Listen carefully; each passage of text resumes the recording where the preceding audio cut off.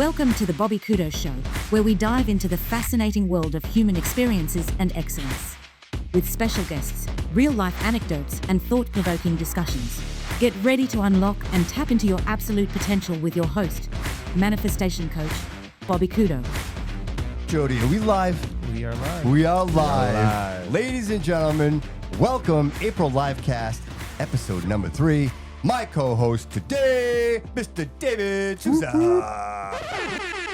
Oh, did you see that, dude? That was nice. Right, dude, did you just like wake up, man? I've been with Jody all afternoon, bro. The guy's like comatose. I bring him into the studio. He sits at the board, and all of a sudden, the guy's alive. That's it. Let the match. Yeah. Well, It's unless on. you live under a rock. Yeah.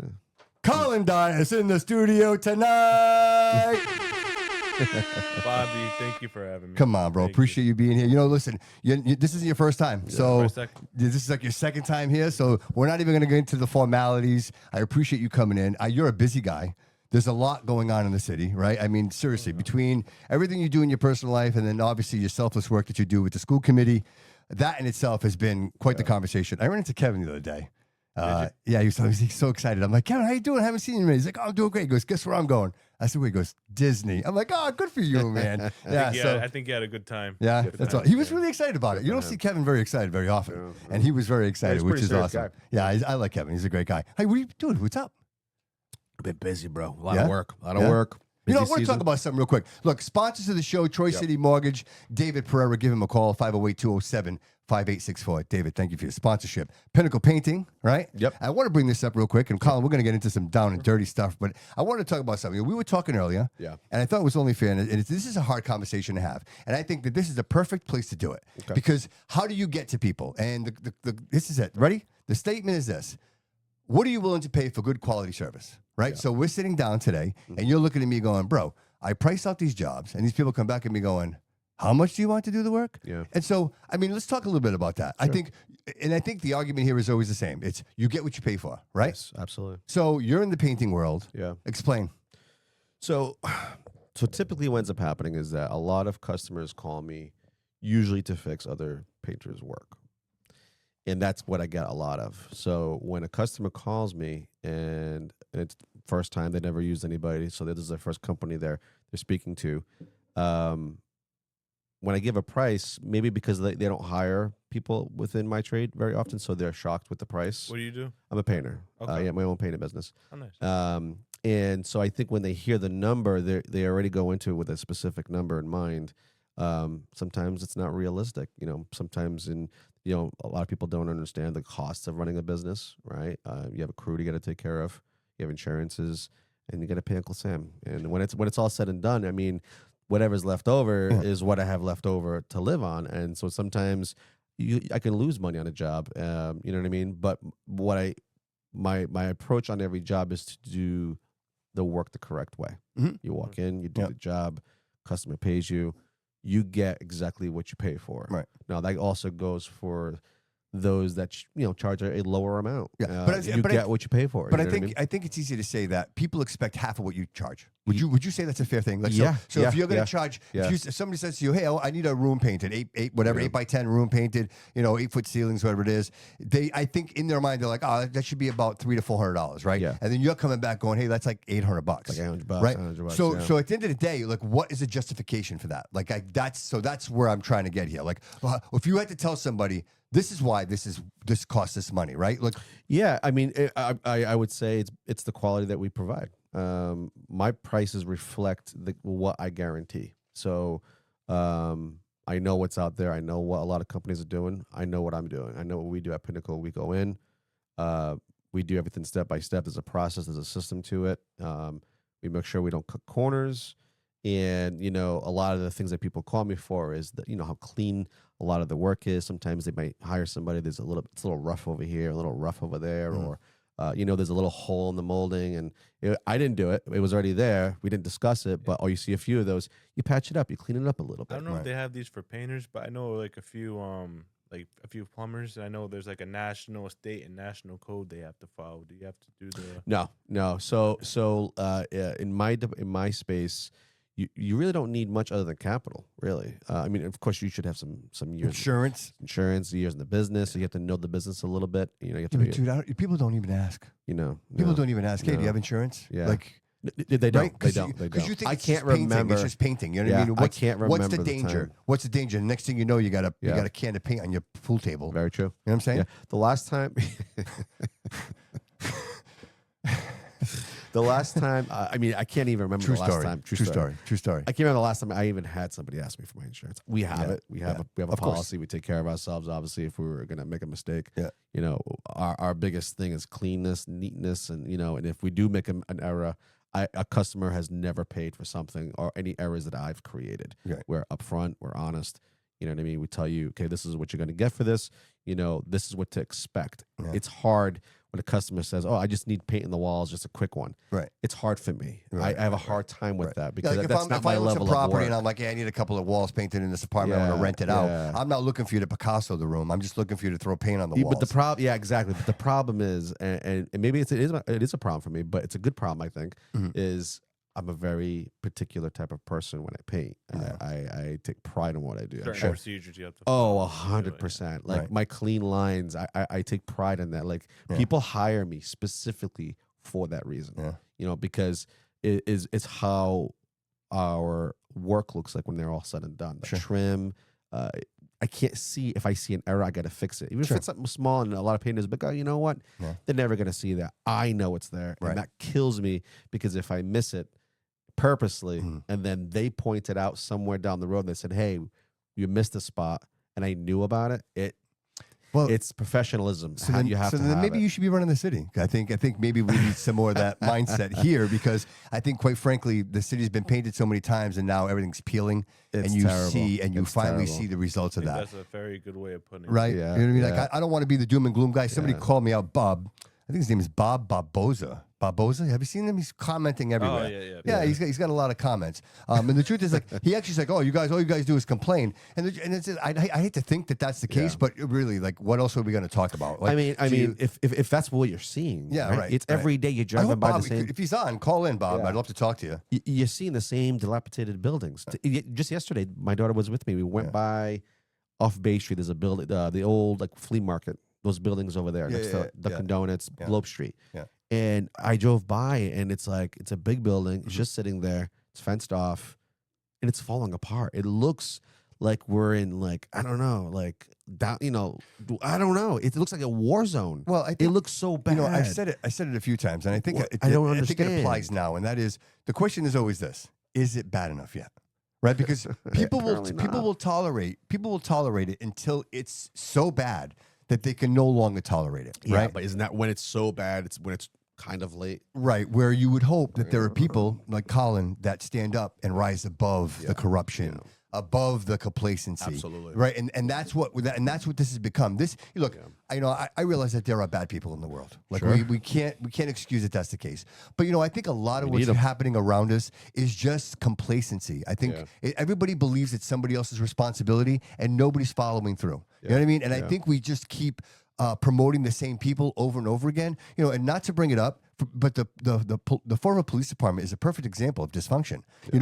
Ever since the last chief and the chief before him, it's always been this weird conflict of something happening and guns and bullets and knives. And this one said this. This is and, a Netflix and, series. And this one And stole warrants. You're right. And this one stole pigeons off the wall. The and city, it's the city council, the mayor met together, and it's all set. I now. saw that. It's all It's all good, right? It's all Yeah. set. There's no issues anymore. imagine that. And That's that- wild. And so, but the thing is, and again, Colin, that's a great point, and it really is the truth, and that's we continuously do this. Is we do not require the consequence. Like everybody's gonna be like, okay, well the chief's not here anymore. Yeah. Never mind, nothing to see over here. Let's move Yeah. on. We're not gonna investigate. So at the end of the day, it looks really bad. You know what the optics are? Look, if you were to ask me, Bobby, and at the end of the day, what do you think the city council's objective was? And I believe their objective was to remove Kelly Furtado, agree. and they successfully did that. Yeah. However it was they did it, they manifested it and they made it happen. I think TJ is a great human being. He's been a lifelong forever resident. The guy, I believe the guy really has his heart in the right place. And I hope he's listening, and I extend an invitation to him to come on the show and have a conversation with me. I realize that he's in a very precarious position right now. You know, you have to earn the trust back from the people. You know what I mean? I think there's a lot to build there, and I think there isn't a better place to do it than here. So I extend that invitation to him. But not to get too far, of course, Collin. Since the last time you were here, we just a couple of things have taken place. Sure. You know, obviously the most obvious is the recall, the recall on Mayor Coogan, and of course, more importantly, at this gesture right now is the fact of the Desi investigation, and I really want to touch on that a little bit because I think people are confused. Of course. Because you know what, I happened to be watching, and I saw the look on everybody's face when this guy got up there and started talking, and you guys are like, "Where are you from? Like, who is this guy? And are you actually doing an investigation?" And the truth is there was actually back. Was it in February? It was in February 17th. Is when he.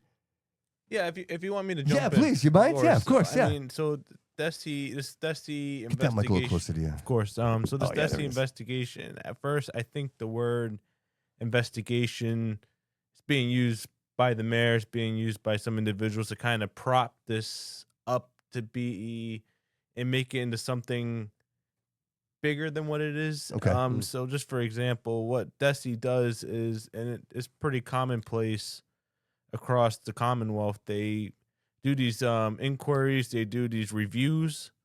They look at governance, they look at instruction, they look at a few different items. Superintendent, right? Was this directly related with the superintendent, do you think? I'll get into that. I just want to give a little bit of a backdrop of what, absolutely, what we're dealing with. So they do these investigations, and they recently did an inquiry. They're not called investigations; they're called inquiries. They're called reviews, district reviews, and they recently completed a district review of the Fall River Public Schools in 2024, 2025. We received a report in 2025. Was never presented before the prior administration, and this wasn't just specifically for the school committee and governance. This had to do with looking broadly throughout the district, and there was many concerning items within that review. Not the school committee, just with the district. And one thing in there was the district did not have a strategic plan. Okay. And the prior administration didn't want to act on making the strategic plan. They took a long time getting the ball rolling, and that's something the prior committee and this committee really took to the forefront. But getting back to this inquiry, they completed the inquiry, and now this is 2025. We received the report spring of 2025. We don't act on it. We don't review the findings and what we're doing to improve and across the district. We have an election November 2025, and now we're in 2026. And the school committee voted to implement the clause in the former superintendent's contract, and 5 members of the school committee were for it at that time. It was around the time that you mentioned, and February. Yes, it was I believe it was the February 12th meeting. It wasn't February 17th. It was our February meeting. We implemented. Yeah, it was around. I think it was around. Yeah. And the school committee has the right to hire, fire a superintendent. That is our most important duty as a school committee. And school committee wanted to move in a new direction. Mm-hmm. I supported it. And what happens next is on February 17th, Paul Coogan, mayor of the city, files a complaint with Desi. Keep in mind, we don't see this. We don't know what's in this complaint. Comes to turn out, and I'll email this to you. I have a copy of it. I had to get it through a public records request through the city to get it from the mayor. It was never provided forthright to the school committee. He asked Desi at the time to put some sort of block on the school committee from taking action on the former superintendent. And he asked for an investigation. Mentioned. I wasn't even mentioning it. You mentioned certain members of the school committee. You mentioned Miss Riley, who is extremely competent and extremely she's someone that just does the right thing, just from my few months of working with her on the school committee. And you mentioned Mr. Aguiar as well. And when you read this complaint, it looked like a child asking for help. asking for that he's dragging his feet. He doesn't want change to happen.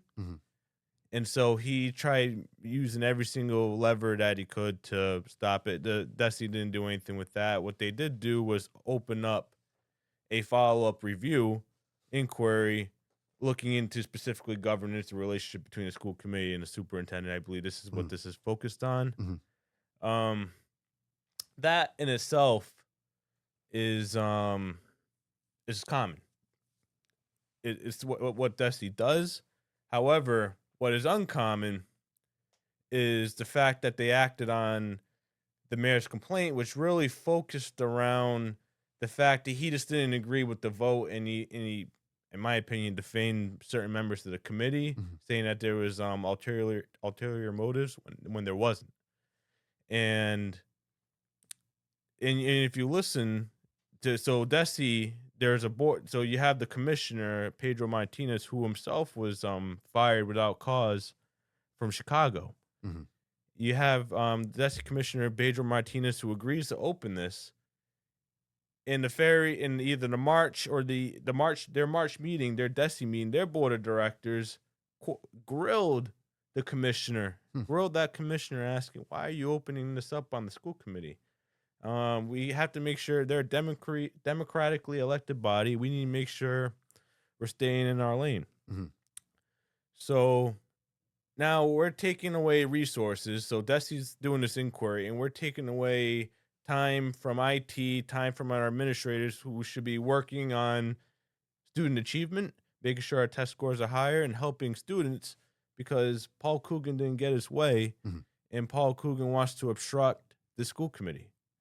I apologize. I know I sound very blunt, but that's just the way. I appreciate it. Yeah, Colin, can I just real quick? I mean, I don't want to cut you off or anything, but did you present this to the mayor beforehand? Like, did he know what your concerns were about the superintendent? Was he aware of it? It's not just my concerns. Okay.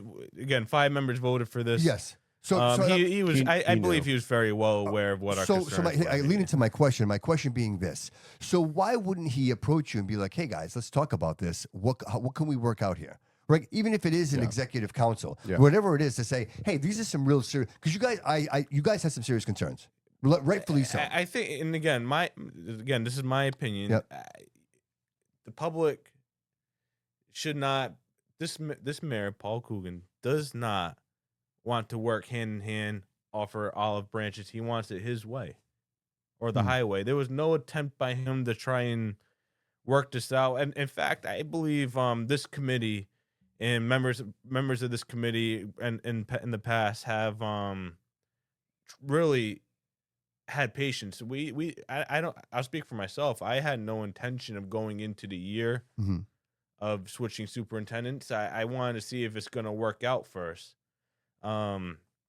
Unfortunately, it didn't. No. And again, we have to make decisions, and we have to have a collaborative relationship, and we made decisions we believe were in the best interest of the district. I stand behind it. Yeah, and I got to be honest with you. There was some stuff that was very off-putting to me. Like one specifically was having children show up and read letters. Like it seemed like it was like this whole show. It was like I gotta be honest, these kids have no idea. Like these kids are doing their thing, like pawns, and you're using these children, you're bringing them in, and to me that was very off-putting. And then to see the conflict on stage, and again, and this is no hate to anybody, but it just looks bad. The optics are bad because again, I'm home, right? I'm a constituent, and I'm watching, going, hey.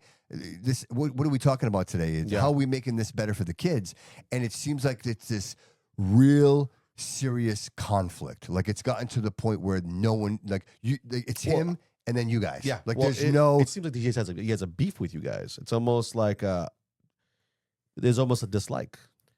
Listen, I think. I mean, that's from the outside looking in. I understand why you would say that. You'd have to ask him what his thoughts are, but he has made no effort to. He's taking it personal of some sort. Well, I mean, I invite him if he wants to come on the show and talk about it and express his half. It's from the optics, bro. And if I can, just on the school committee part, as a member of the school committee, what we are going to be doing to try and improve. So a few things. One, new superintendent is already scheduling some professional development for the school Can you committee. tell us a little bit about her? Trace, can you tell us a little bit about her just real quick? Sure. Well, I can tell you about. I've only interacted with the interim deputy. Yep. The interim superintendent actually starts, I believe, officially Friday. Okay. But the interim deputy, I think she has been very communicative. Every time I ever had a question or concern, it's she's either called me or picked up the phone or has emailed back, and I think it's already so much better than That's where it was. exactly, But again, yeah. it's early. I Yes, don't want to right. Put the paint, cop I before don't the want horse, to paint yeah. a picture Sure. of what the next 6 months to Sure. a year is going to Yes. look like. But it is it's nice to hear that you were already on the right start, right? Like right. It's not that we're just continuing to perpetuate the same Yeah. dysfunction, that we're actually bringing new people in Yeah. and we're trying new things. Is that fair? Yeah, because I she's think not that's from very around here. fair. Right? She was from Bridgewater, I believe, right? I think that's that's I where should she have pulled was. it. I didn't think to Yeah, pull it up. that's But okay. yeah, Yeah, I think it was was the- Bridgewater. But I'm excited for that. I'm Yeah. excited that there's actually something happening. You know what I mean? So Yeah. okay. So continue. I'm sorry. Sure. So where was I leaving off? Where would you? So we actually got to the point now where you guys are communicating. Oh yes. Sorry. So I just want to tell you some of the steps we Yes, are taking exactly. to try and improve the governance Yep. factors. So policy side is so we have a policy where we are supposed to self-review ourselves every single year, and then we can take that critiques and change there. Miss Riley, so when we discussed this in policy, Miss school committee member Riley, she recently just held an evaluation subcommittee, and we're putting together a form to self-evaluate ourselves, and so there's one. And I think that's really important. Yeah, Just self-reflection is very important. Self-reflection is very important. 100%. Yeah. And secondly, the new superintendent, not the intern, the new superintendent superintendent, is scheduling retreats where we can work on professional development and try and build back relationships. Excellent. But I think there are There's an some effort. steps. There's an effort there. And where there's some things within policies that policy subcommittee, which I chair, that we're addressing to keep the meetings more efficient. With that being said, this school committee versus the prior school committee has done 10 times better with decorum. Has done 10 times as a whole. Has done 10 times better with decorum, and the relationship building has been much better. It's only, but we can only do so much because we are charter bound with the mayor as chairman, the position of mayor as chairman, and we can't control who runs our meetings. There needs to be professional development for all members, training for all members yearly. That's what we're trying to work on, including the chair of the school committee. If you watch the meetings and you have the chair of the school committee who either interject, you're supposed to, as the chair, be neutral. You're supposed to run the meetings efficiently, smoothly. And if you watch any meeting, you just don't have that. Well, he starts off the meeting by telling you what he's not going to do, and that's very off-putting to me. Right? We're not going to read. We're not going to. And that's how he starts. That's bad. That's bad. He had at a point. He refused. He disenfranchised 10 individuals who wanted to give their opinion under policy, who submitted input under policy. They are supposed to be read, and he just took it upon himself to do what he wants. And at that point, what do you do? Yeah. We are out of options here. Right. So I know we're gonna talk about that in the future. Absolutely. But again, that leads up to it, though, man. Exactly. Correct? Because who's in charge of it? What's who his appoints position? it? He's the chair. So who appoints him the chair? Does Yes, he what I'm appoint saying. himself He the chair? appoints. he is charter bound the chair, and he takes that, and our attorney, they interpret that he is king, that he can just do whatever he wants. They want to Who interpret appoints me that. then? Who puts He him? does. He By- is charter bound. By charter bound. It's charter. It's written. The chair of the school committee. School committee. I believe there's state law behind that as well. Yeah. But So, with that being by said, default, bro. By default. with that being said, how do you work around that? You know, we have again a school committee attorney and the mayor interpret that the mayor of the city actually believes, because there's something in the open meeting law, that he can silence silence members of the committee whenever he wants. He can silence whoever he wants in the audience. What kind of power He is can, this? This is retarded. It's terrible, dude. You know what? Honestly, Colin, can I tell you something? It's terrible that he does that, but the fact that he does it, it looks horrible. Like you're talking about it, and like you're just saying You it. Like can hear it, I you watch remember, it. like and it's, you don't have to say it. If anybody who's watching the meetings, I try to watch as many meetings as possible. Yeah. And when I watch him, that's exactly it, dude. It's so off-putting how he is like the king. Like he's like, this is what we're gonna do, and this is what we're not gonna do, and you know, And he answers to nobody. and he's not reflective, dude. There's a panel. Again, you're supposed to answer to the committee. Yes. There should be ways Yeah. to Can you appoint that? Can you appoint that position? Like, say for example, I'm the mayor, right, and I'm the chair. Can I be like, hey, David, I want I'm appointing you the chair of the school committee. Can you? Is that I don't believe he can delegate that authority. We do delegate a vice chairman. Okay. Who is Kevin Aguiar? Yeah, Kevin and Aguiar, yeah. So thankfully there's more of a counterbalance now. Sure. So the vice chair is elected by the committee to represent us and to represent the committee's best interests. So there's a little bit more of a counterbalance. Yeah. I think Kevin does a fantastic job. I believe so as Yeah, well. he's yes. great. He's great. But the other guy still seems to have a little bit too much power, though. This is really, so there is no balance. There's some balance, I think, right? But Yes. not a complete It's balance. so off balance, dude. He never looks to the left. That's insane. To Every me. time he's at that table, he never looks to the left. Who gives him this I power? don't know. I think that's Do you need a document to say, or some kind of ordinance to say that you don't have this kind of power? Yeah. I think we're he's working on. Well, that's actually a really good point you brought up. Yep. So, earlier within the year, we've been working on policies to state specifically what power does the chair have and the chair doesn't have. Right before, I believe it was the day of a policy subcommittee meeting, we get hit with the legal opinion signed by our school committee attorney and his attorney, Alan Rumsey. I'm sorry, it's not his attorney, quote unquote, but it really is.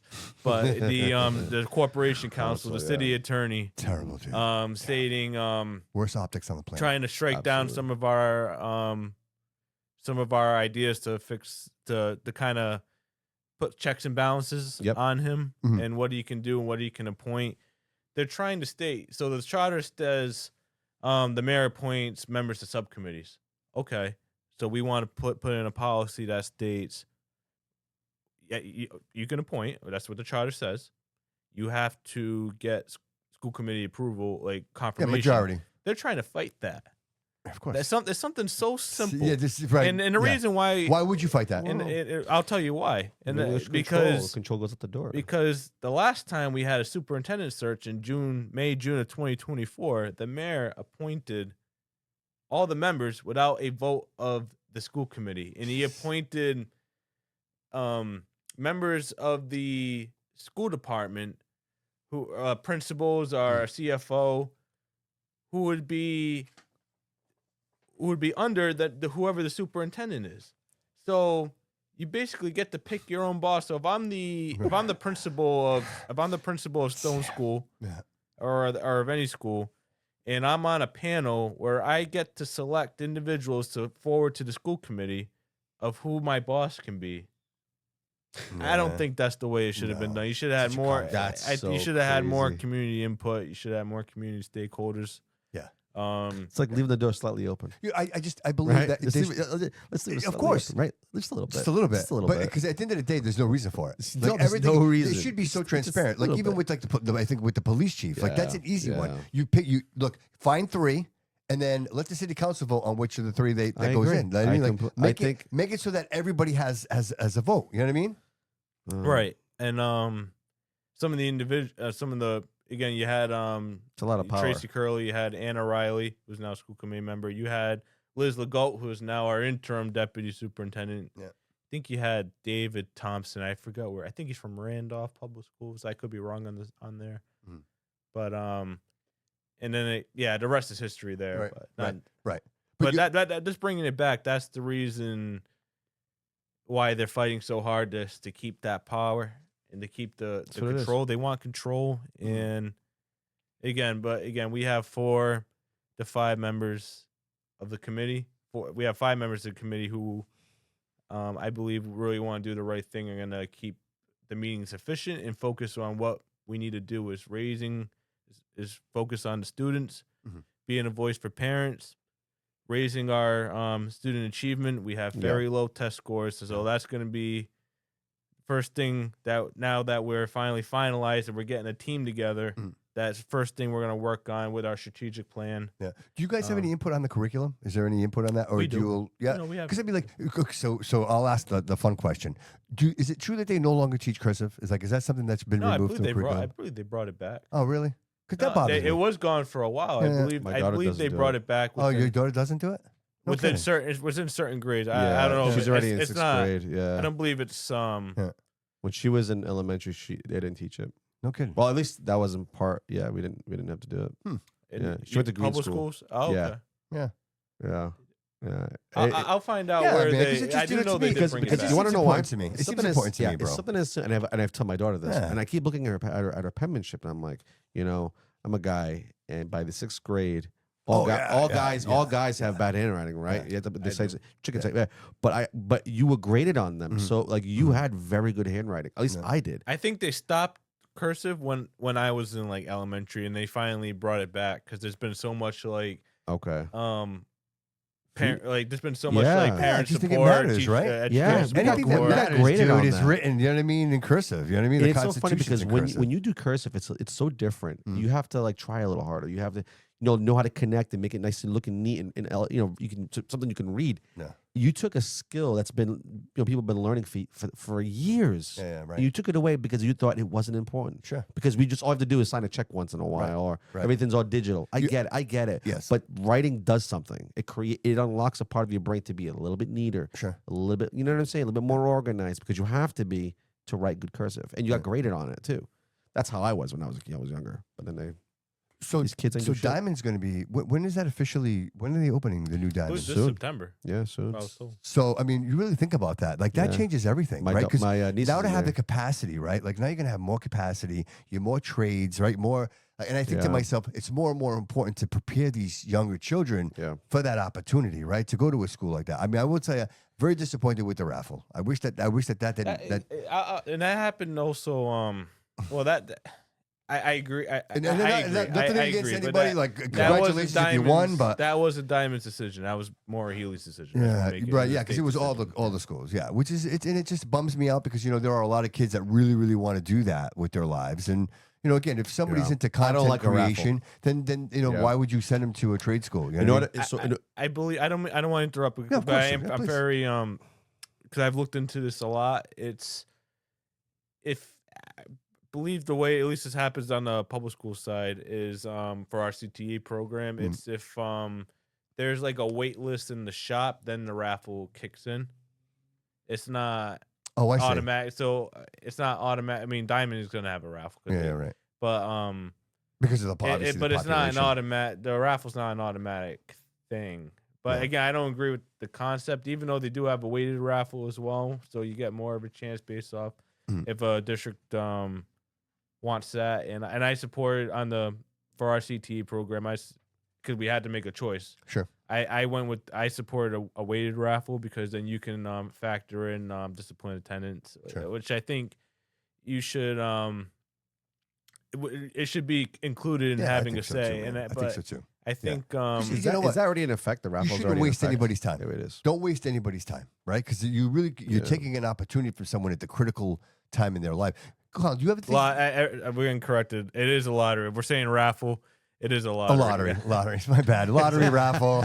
It's same difference. Tomato. Raffle, Come on, lottery. guys. Sorry. Do you see room for another trade school, maybe somewhere nearby? Because we have BP, right? BP, Diamond. Do you see maybe the potential for? I see the ability, looking at it from a school committee members, expanding what we have here with Diamond, with our CTE program at the high school level. I think it's the way to go. I mean, I don't see why you'd have a separate school and then you'd have to pay. I mean, that's a lot of money opening up a new school. Right, but I mean, honestly, I really see. I think hate the this. trend is going to go.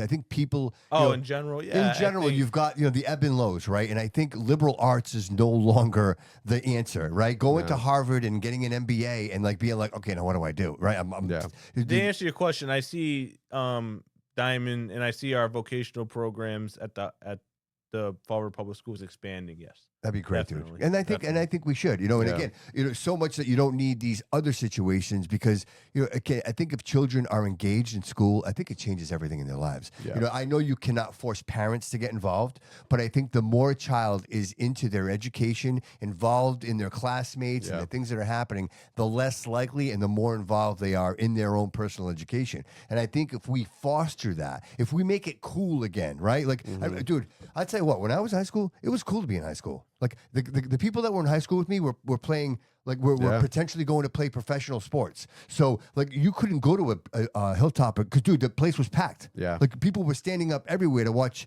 Chris Herron play. Like that's what it was, dude. So you had people wanting to Yeah. be there. We don't have that anymore. Well, what? Yeah. No, yes. Just to also add to the trade, something I would like to see that's not talked about often. I'd love to see, even if it's just a pilot, to see how it works. An agricultural program through our CTE. I mean, we have Bristol Aggie, but I like Yeah. to see something. Yeah, that here would be great. within That would be nice. Absolutely, high school. something a little more to that. Like agriculturally, they were going to close that school years ago, Yeah, and they were. now you should see. You Freaking drive by there, booming. dude. They built a whole new campus Yeah. on the side, and that's a thriving industry. Whereas back in the day, like the farming industry was almost dead, right? Almost, like yeah. I remember I went to Bristol Aggie, and I remember them saying, "Hey, we need to tell people that we need funding because they're going to shut us down." Wow. But now it's a So it's thriving. thriving. Absolutely, Yeah, 100%. absolutely. And Every time again, I I pass think, by, and that's there's always some sort of activity outside So- going on. Always. Absolutely. And so that's my point is where I think that young children, I think parents, the next generation, right? Yeah. Good times, right? Bad times. I think parents are realizing that, hey, if I teach my child the ability to do something, Yeah. right? That adds value to their lives. Even as simple as learning to play an instrument, right? Yeah. Where it's not just go in your room and play video games Yeah, 100%. or iPad. So I think that the generation of the iPad, I think that's over. Like my granddaughter, my daughter doesn't allow my granddaughter to sit on her. Yeah, you're gonna see. I think you're gonna see. Yeah, I took my daughter off. You're entirely. you're gonna see a lot. I don't know what your thoughts are on this, and then maybe we're going in a different direction here. Sure. But you're gonna see a lot happen with technology soon. Sure. Cutting it off from the youth. I know. Yeah. Yeah. I think that's something. Yeah. But again, you have to balance that as well. I think there's a difference between social media use Mhm. and having a cell phone for Mhm. safety reasons. Correct. Yeah. So Yeah. I I think, completely agree. Well, the truth is this, guys. I couldn't use a calculator. They No. wouldn't let me. No. Like I had to figure it out. You know what I mean? Well, I tell So- Bella, every day, baby, you have like ChatGPT.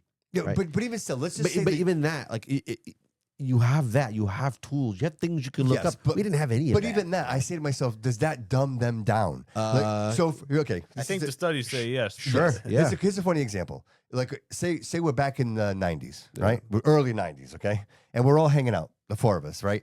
And I make an outlandish statement about a fact that probably could be true, but none of us are sure. You'd have to take my word for it. Or you'd have to find someone who's smarter than the four of us to tell you that. Yeah. Correct. Today, when that same conversation takes place, I am picking up my phone Mm-hmm. and I'm saying, hey, Google Or ChatGPT. or ChatGPT, what's the truth? So it's the instant Well, gratification. we're not building survivors anymore, right? You never have an Almost. so I say this, your brain never has an opportunity to build the neurons. Yeah. We're right. Like how many of us know how to make a fire? Right. If you Yeah. get I get what you're saying. If you get the answer for you, you're not really Using your brain. trained. Right? Yeah, you're not Yeah, training, training your your brain to Yeah, think. absolutely. Like the problem You almost solvers. become like a Anti- program but- robot. but- I'm just doing something. Yes. Oh, I don't know the answer. I mean, But Bobby, to answer your question, I do know how to make a fire. Like Who's- from So scratch. but you were in the ROTC, right? Yeah, ROTC, yeah. right? So it's like yeah. that's different. Yeah. You were exposed to it. So that's. But if you were, You're an active kid. if you You're were not playing sitting there all day if you were long playing on video a- games all day and never were exposed to that, you would know. No. I mean, I know a couple people in my life that I know they don't know how to light a fire. Yeah. And is that my fault? Should I have taught them? Yes. Right? Because it's our Well- responsibility, right? But by the same, But yeah, they are what we allow them to be. yes, and not to get too that far off sounds course here, terrible, but I know, my point I'm trying to make is it's very difficult what you do, man. I tell you, like I thought, like when I first got into this whole political thing here, just getting more involved. I'm like the school committee. I'm like the city council. But dude, I realize the school committee, man. You guys are the ones that are like it's dire with you guys. Like it's critical. What you guys are responsible for, the reimbursements, the amount of money, the budgets. It's the school committee. The city council, nothing to take. I'm not taking anything away from them, but I'm saying the level of responsibility and the amount of money. You guys, It's every I believe the city council, Yeah. like in general, has a enormous amount. absolutely. of But I'm saying it's different. You guys, it is different. I mean, it's monumental what you guys do, and I didn't realize it until I started paying attention. And the reason I'm mentioning this is I want people to pay attention. Yeah. I think people should look. FRC, is it FRC? FRC, Epic Media, yeah. Oh, yeah, right? FRC Media. Like, give yourself an opportunity to sit for a minute and listen to you guys communicate and listen to the community output and realize that you guys are touching everything, man. Yeah, I believe they just actually interviewed our interim deputy superintendent. I was actually when I was coming in here, I was going to suggest you should reach out. That'd be great. Yeah, we'll absolutely do that. 100%. I think that would just to introduce. I Dude, think it's people don't important know. that People don't know. I Colin. think it's important that the individuals who are serving in the leadership positions of your school district, you should be able to hear from them. 100%. And ask them questions. Right. It's just as important as knowing who are teaching your kids, right? You go to the parent teacher conference because you want to know, who these teachers are that are teaching your kids all day long. By the same token, they should show up. Yeah. They should sit down. They should be involved in this. It's so important. And look, I know the city council does what they do. And again, I'm not comparing the two because what the city council does is current, right? The city council deals with right now. Yeah. The school committee deals in the future. These children are our future. Everything that this city is going to be starts with what you guys are doing. The level of education they're being provided, the people that are teaching them. We need to set the example. I think that's a big one. And teachers, not just qualified teachers. And just so everyone understands the way that works. Again, the superintendent. That's why I said earlier, hiring and firing, and choosing the best superintendent that you can is very important because that's the individual.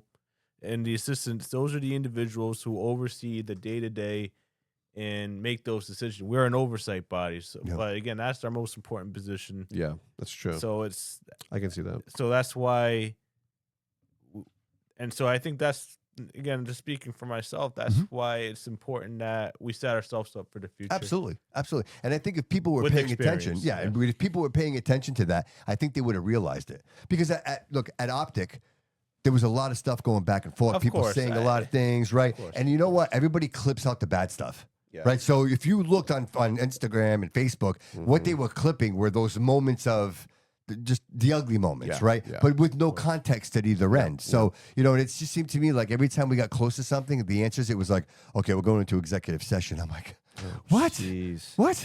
Like, I want to know. Like, I'm committed here. I want to know what's going on. And then it would be executive session. Like it seemed like there was a lot going on that we weren't exposed to. Yep. And when you only see the arguing, right? Because like Colin, the whole picture, right? When you guys go into executive session, you know everything that's going on. The audience, citizens, we don't know. So it's frustrating to us. Like, hey, why are these guys always fighting all the time? Why are these guys always arguing all the time? Yeah. Because we don't know the whole story. We don't know what you guys are fighting for. Yeah. And so that's where I keep saying it, the optics look terrible. And this, you know what? And again, this isn't the beat down Paul Coogan show, but at the end of the day, Paul, it is your responsibility, man. You are representing. Yeah. Right? You are representing. Us. So yeah, he is the chairman. Absolutely. And he needs to lead by example. Sure. So sure.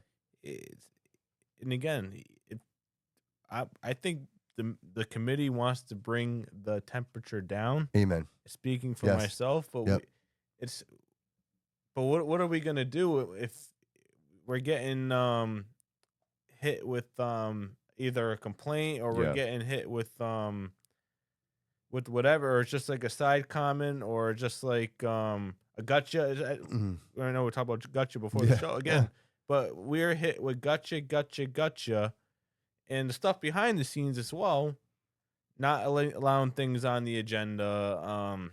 Just for example, not even inviting the vice chair of the committee to our agenda setting meeting, that just took place. There's little things like that where there's either lack of leadership or just a lack of willing to do the right thing. And it starts from the top, it starts from the 6th floor, and that needs to change. Right. So, and the optics of that are terrible because I'm watching that going, why is this like this? Why is terrible? Why is this not working? Yeah, 100%. Right. It just seems like you could see that sometimes people can disagree, but when you disagree just to disagree, that's something different. And that's what it seems like to me. It just seems like I'm going to say no just because you said yes. Well, and like I said, I think it's fair to say that there's a little bit of, like I said it earlier, a little bit of dislike somewhere. Yes. There's something that one or the other doesn't like. I can't speak for you or him, But I guess, optics looking from the outside in, it definitely looks like it's more than just what's on the agenda today. It seems a little deeper. I don't know. You're not wrong. I don't think you're wrong at all. Yeah, and I hate to say that, Mhm. but that's the impression, and it's not something as a constituents. That's not what we want to see. We don't want to see our mayor, Sure. his face turning all red because he's got some personal beef or whatever. Like at the end of the day, you work for us, I have and to you say, should be, or for the city. Sure, and I think the last 2 meetings in terms of I have to say there's been improvement. I even told him that. I said it looked this meeting actually ran pretty well. So Well, that's a good that's thing, right? huge. That's That's a big one. Yeah. so I think just Do you think keeping because that- of the change? Do you think because like the whole it's behind you guys and you're already moving on? no. I think there's no. I think the underlying issues are still there, and yeah, no, I think the underlying issues are there. I think because there's eyes watching. That's why. If you're asking me, but Gotcha. I mean, I think I don't know what's gonna happen. Who knows if he's gonna even be the mayor in a couple months. Right. I don't know. Right. But Yeah. I think regardless, when this is all said and done, I think there needs to be a pathway to moving forward. And again, we're gonna disagree on things. It's not saying that, but just I would hope you would.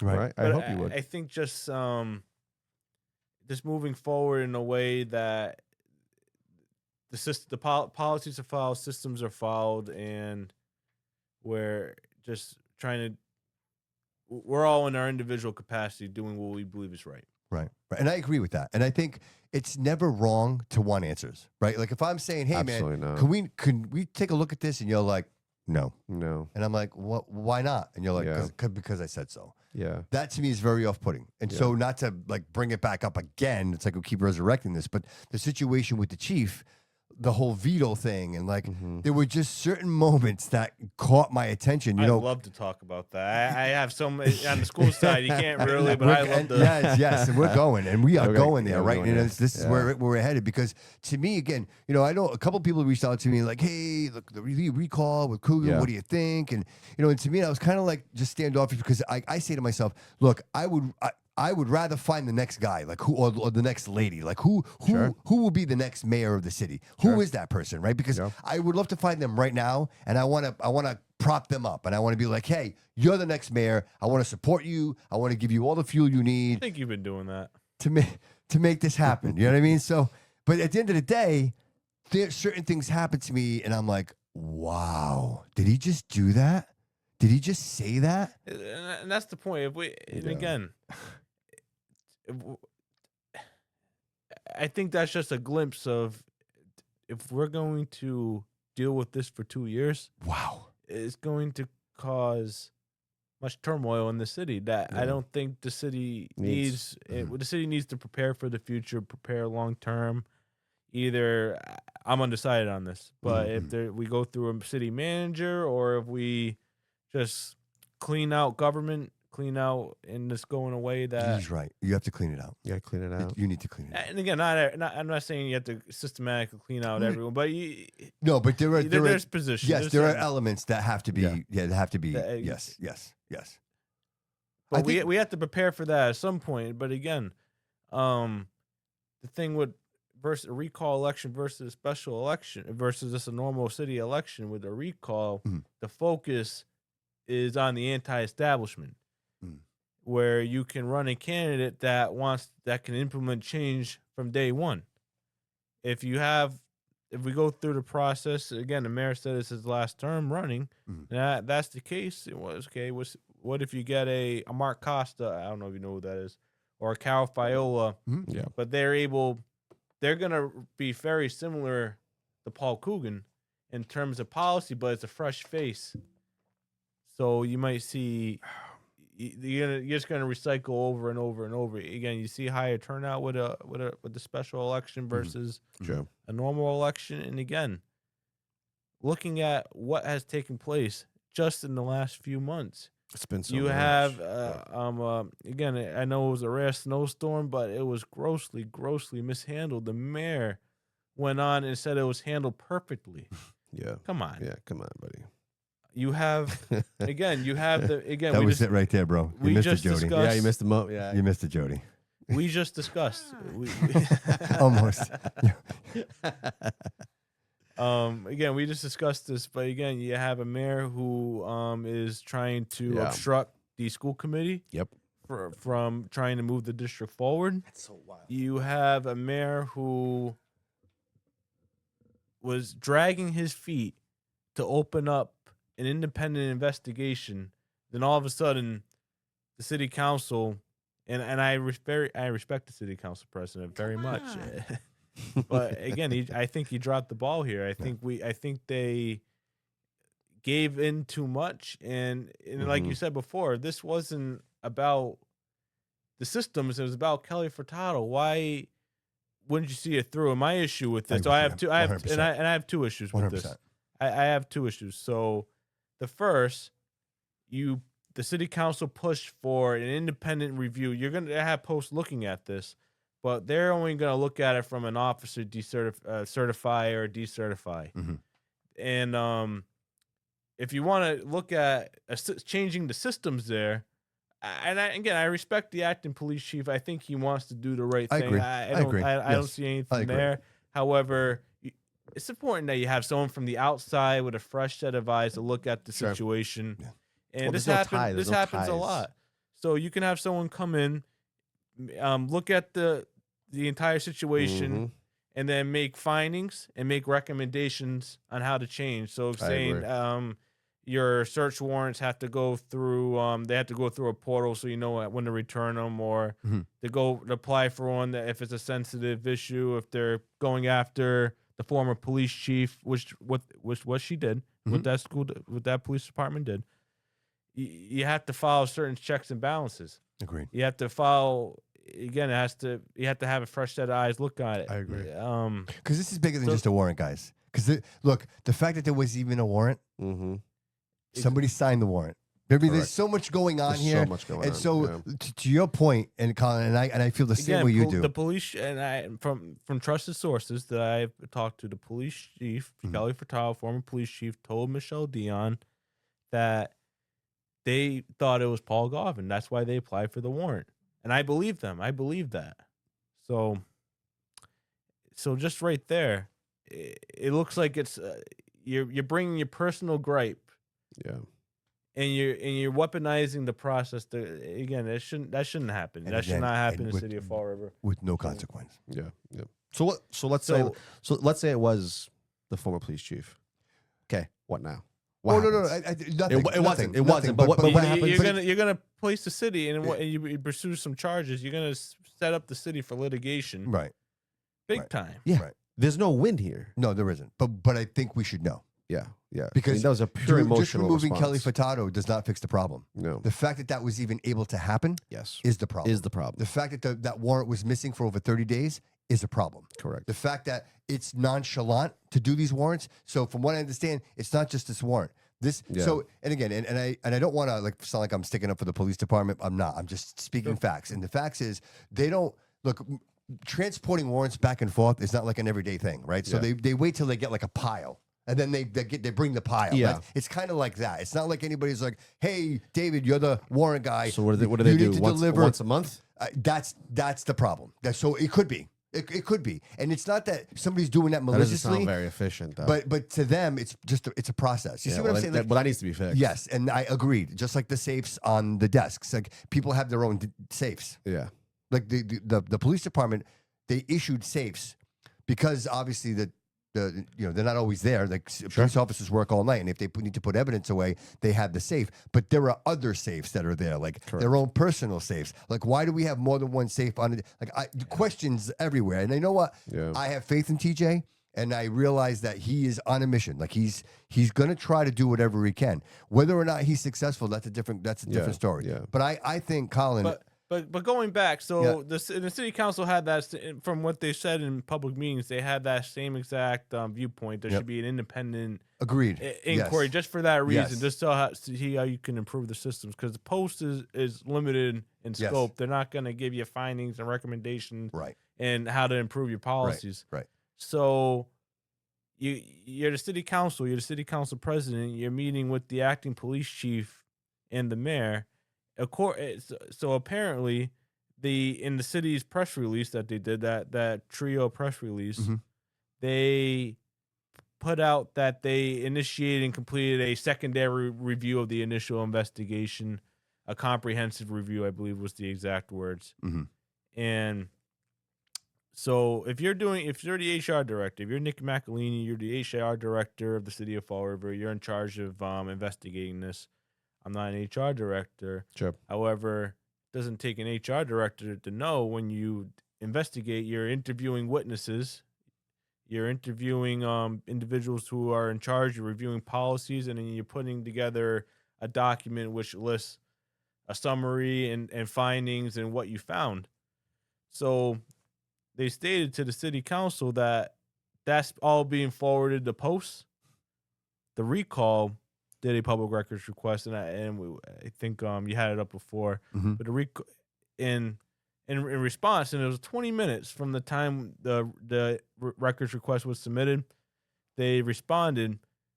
There was absolutely nothing I just mentioned that was sent up to post.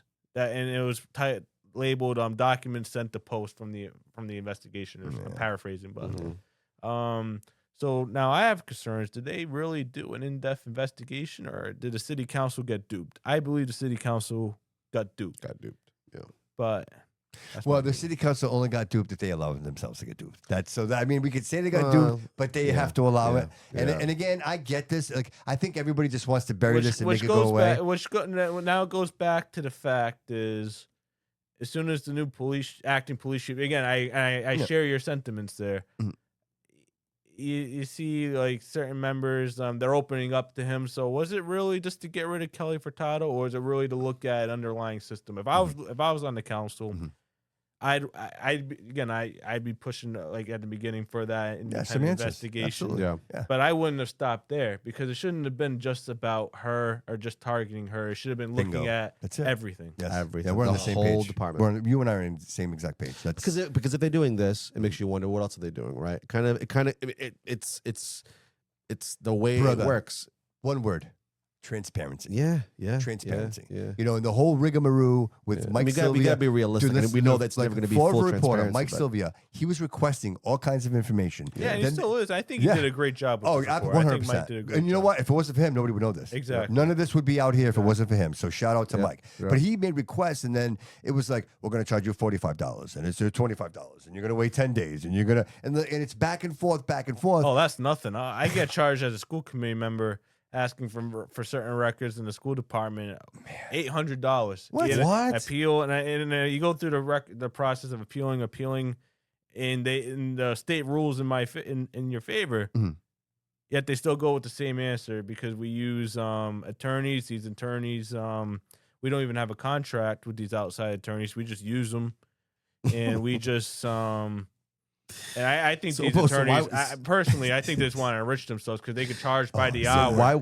So why would they require you to pay that kind of a fee? Oh, that's for normal. the same That's documents. That's very that common. Mike It's not is even required. just me. But why? See, see what I'm talking about? If I was ever in a Clean the position of swamp. power, They all got to go. and you guys work for me, right? And you're supposed to have my back, and we go on television, Yeah. and they say, "Hey, Collin, did you read the warrant?" And you say, A "Some of it." little bit. We're not friends no more. Like, you know, we're not working together ever again. Yeah, because, go clean out your desk. dude, you're my counsel. You're my counsel. Like, I'm in front of I'm on the news. I'm on the news. Like, I got to answer to this. And then they ask you, and you're like, I read some of it. I didn't read all of it. It's crazy. Sounds like some shit I would say. And again, but that's an issue with leadership. We have no. Yes. And I don't want. I know I'm No, coming I out here and know, I'm bashing. I know, bro. I'm bashing. But I know. But it just goes to the point we have zero leadership on the sixth floor right it's now. so frustrating, It's bro. so terrible. It is to see this. You know what I mean? You're like, well, maybe. Yeah. Well, maybe. Yeah. And it's not. But I will say, it is a great sense of, like, reward when you realize that some things can change. Because I didn't think you guys were going to get as far as you've already gotten. Yeah. I think it happened quick. I think They realized that you couldn't push this any further, Yeah, right? you guys moved You had quickly on that accusations thing. of abuse. There was just like everything that was happening was too much. It was just too much. And I think anybody in their right mind would have been like, "Hey, listen, I'm just going to step down, guys. I care about the city and I care about these children, so I'm going to do the right thing and I'm just going to step even down." if it, to be honest with you, even if it was something that was all false, right? Let's say it was all false, right? We don't know, but let's say it was all false, But it right? wasn't. But it wasn't. It wasn't. I mean, just if, like you said, if you cared, the noise should be enough to be like, I can't even get my job done. I can't even do my job at this point because the noise is so loud. Yes. So to take away that, I'm gonna step down. That should have 100%. I think anybody in their right mind should think that way. Absolutely. When they're in that position, but it's not thing though. No, it's not. But I think in a position of leadership, and correct me if I'm wrong, Colin, but in a position of leadership, like say in the city, when you see we had no leadership in the past administration, the school department side either. But sorry, continue. No, it's okay. But I think when you look at the condition of the city, it's a direct representation of what we're experiencing, right? When you drive down the street and everything's destroyed, like I don't even understand. Like, okay, I can understand side streets maybe having a pothole, but Plymouth Avenue has to be, correct me if I'm wrong, the most traveled street in the city of Fall River on a daily basis. I right? believe it. I think most traffic travels on that. Why is there one single pothole on Plymouth Avenue? I was behind an ambulance today. The fire came right out, and then the ambulance came out in front of me. Do you think he was swerving around the potholes? He was not. He was plowing right through them. And if you I'll just add to that, and I'm someone who goes through all. So I receive like not just because I'm a school committee member, because anyone can get this. Okay. So for the city council meeting, you can get the backup for the meetings. So like all the agenda items, you get all the backup for. Oh, okay. The claims when they do that little thing, they refer quickly to corporation council. Oh, the amount That's of what claims I'm talking for about right potholes. there. I got to get that because I want to share that on my. I keep saying it. Nobody believes No, me. you've been saying it for a while. Right? I've been beating this drum. That was the one thing you bring up all the time. Is always that. Like, people don't realize how much money this is costing the city, man. Yeah, it's just so. It is. It's so inefficient. It's so bad. And it's not safe, even if you're not paying out, you have your corporation council responding to all these. So that's just time in itself. Absolutely. And Absolutely. and I'm sure most of these are legit that are coming down. Yep. And it's most of them are potholes. And I was just reading one in pothole. I hit my car. It was a big pothole. I couldn't avoid it. How about the one that was with Mike Canuel? He was right. Sinkhole. The car was a sinkhole. It just Yeah. Dude, you know what the funny thing is? And it's funny, but not funny. Easton Avenue. You know Easton Avenue? You're coming up Easton Avenue, right? Yeah. Right where, like, you come up from the Rotary, they painted all white. This is probably going back maybe 2 years ago, but they painted all brand new white lines on Easton Avenue. Okay. But they didn't fix the street. So the bike lane, Dude. the whole bike lane, it's all potholes. They painted right over the potholes. Dude. They painted through the potholes, bro. I swear to you. I'm like, who said this is okay? Like, you can't even drive your bike. If you drive your bicycle, you're gonna die. Didn't the mayor just say that there was right after the storm because the potholes became an issue? Dude, they're not even He trying. said they were doing coal patch. I No. haven't seen Dude, not one they're not truck trying. anywhere. No, they're not patch trying. up any hole. And if they are, and okay, you know what? I want to take this a step further. like, what are these guys doing all day long? Who's the Nothing. guy? If it's not, all right, who's in charge of it? Do you know who's in charge of it? Colin, would you know? Like, I want to know the guy. Who's the guy who, like, Paul Coogan calls and says, "Hey, man, bring it up, man. I want you to go do potholes." Good question. Who is that guy? I'm assuming Because- it's someone with the DC. The DCM. DCM, right? Somebody DCM? I could be wrong. I don't No, know. I'm guessing. Like, who does it? Who's in charge of the Who's DCM? in charge of that? All right, I'm sure the guys. It's very active, so someone's gonna say something. Somebody, please. If, Yeah, if we have a name, if you're listening, because right, I like to the call head him, of the and I want to DCM, ask him. please, I want to if ask you know him, who it is. because I got to be honest with you, dude. How many people work for DCM? Quite a bit, I'm sure. Right, couple grand. You just take two guys. Take two guys, and they don't even have to be your best get the workers. truck. I saw them doing work out near the Abbott Court Playground, like near like Sunset Hill, like some of those streets recently. And I know, like, in the Fall River, like, development news, they did like this picture, this video showing like a breaking news story. Wilson Road is finally done. I mean, good. Yeah, 20 so years, but- it says it right here. It's actually a DCM, Okay. Streets and Highways Division. So whoever is Who is that guy? Bro, you're breaking my heart. Whoever you are, put me up. Put the camera on me. Put it on me. Give me the camera. Listen, sir, or ma'am, whoever you are, I am pleading with you to please just 2 guys. Doesn't even have to be your best guys. And tomorrow and every day after that, the first thing they do when they get at work is they get their little truck with the coal patch and just go up and down Plymouth Avenue. Just do Plymouth Avenue for now, and then we could talk about something else. I'm pleading with you right now, please. Yeah. Thank you. Bad. Thank It's you. bad. Thank It's you. bad. All right. And what's On with the even show. what's even worse is even the side streets. Everything, The bro. side Yeah, streets, it's terrible, dude. You miss. It's I mean, there's terrible. craters up. So Yes. this is the crazy thing. I don't understand this. Again, we have right up the street from my house is Poor Colin. Colin's like we're talking about potholes. Yeah, Alan Sylvia, right? I'm having a good time. Thank you, buddy. Alan Sylvia is right up the street from me. That's where he lives, Mm-hmm, right in front of his house. That intersection, right? And I won't say where he lives, Yeah. but it's like almost like a crater. About 5 or 6 craters, and he's seeing this every day. Now I don't know the power that he has. Yeah, I'm sure he has enough power to drop a line and say, "Hey, Mayor, you might want to like clean up the streets here." I mean, these potholes are bad, and you see no effort. You see no effort from anybody Dude, in the and position. that's where he to lives. say- And that's where he lives. So right. So His name is Al Oliveira. Al Oliveira, please. Al Oliveira. Oh yeah, please. Hey, operation. from one There we greenhorn go. from one greenhorn to another greenhorn. I plead with you, brother. Please, I don't know what they pay Please. you, but you got to do something, man. This is Vergonia. This is Vergonia on an epic level. We have to. We're better than this. We have to start there. And you know the thing, if we're gonna build another, listen, Tony Cadiro, Tony, if you're gonna build another building, put it somewhere that there's an old building that we can knock down and put it there first. Don't be building buildings on Bedford Street no more. Like, stop that. All right, I'm done. That's it. That's all I had. That's all I Yeah, had. please. Yeah, That's all I had. it's so bad. Bedford Street. You know how they just did Bedford Street right next to the Oh City yeah, Hall? with the Dunkin'. Yeah, it's still bad. It's still Because they you know didn't why? They didn't finish like They where didn't finish any of the manholes. No. So you hit manhole. Yeah, and they didn't finish where like a road connects Yes, to another comes road. up. Yeah, Yeah, it's yeah, just every day. And yeah. every time Where I it goes go to over, High Street you right know what I hear there. in my van? I hear clunks. Yes. Every single It gets time. worse every day. It gets worse. It gets worse every day. I'm Now telling you. imagine And I just replaced them. And ambulances, I'm already hearing clunks again. fire trucks, police Yeah. cars, you name it. Every DCM Everything. vehicle, every single one of them. And you think these guys drive around these companies? You know what I'm saying? Like they're not. no. They're not. They're making about $30 an hour What just you driving need to- around. What you need to look into is and again, you have the DCM, but we privately contract. Mhm. I would encourage everyone listening right now, because I just did this myself, just because I'm curious. Go ask for every warrant from the city for the last few years.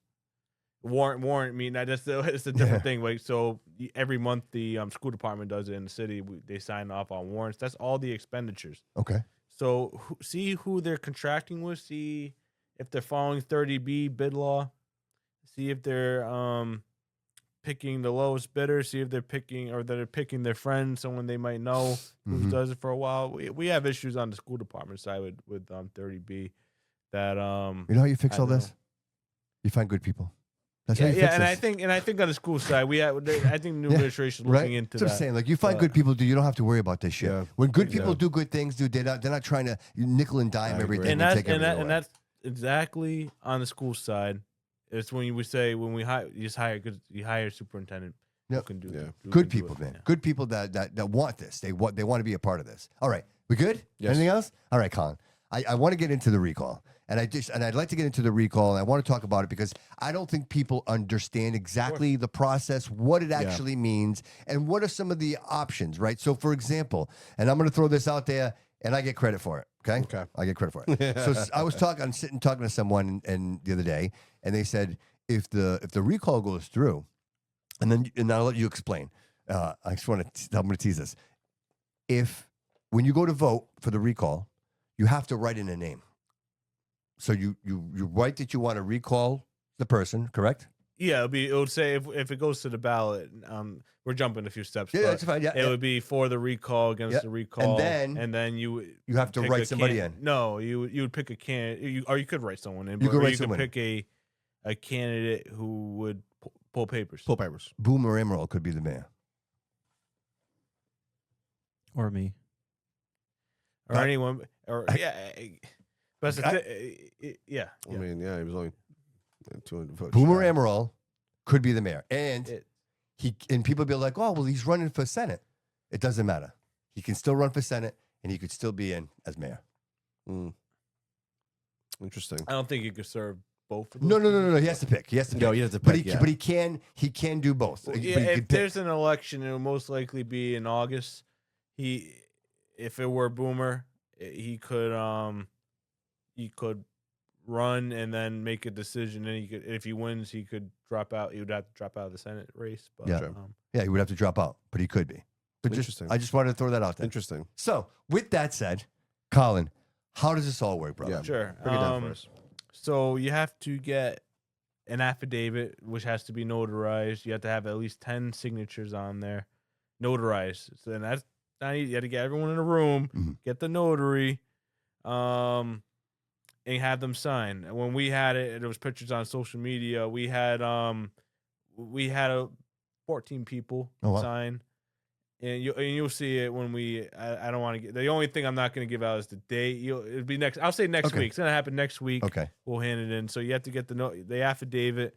And so you have at least 10 people sign. It has to be in front of the notary. And we did it outside. So we ran into the situation. I'm not going to mention the business's name. It's a friend of mine. He's actually a really good person. And I respect his decision, although it was last minute.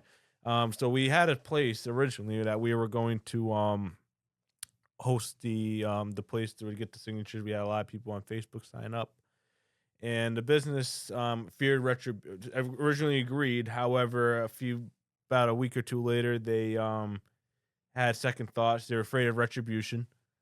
Okay, so we're kind of, and this was like maybe 3 or 4 days before the actual event. So we're like, oh, now we got to pick a spot.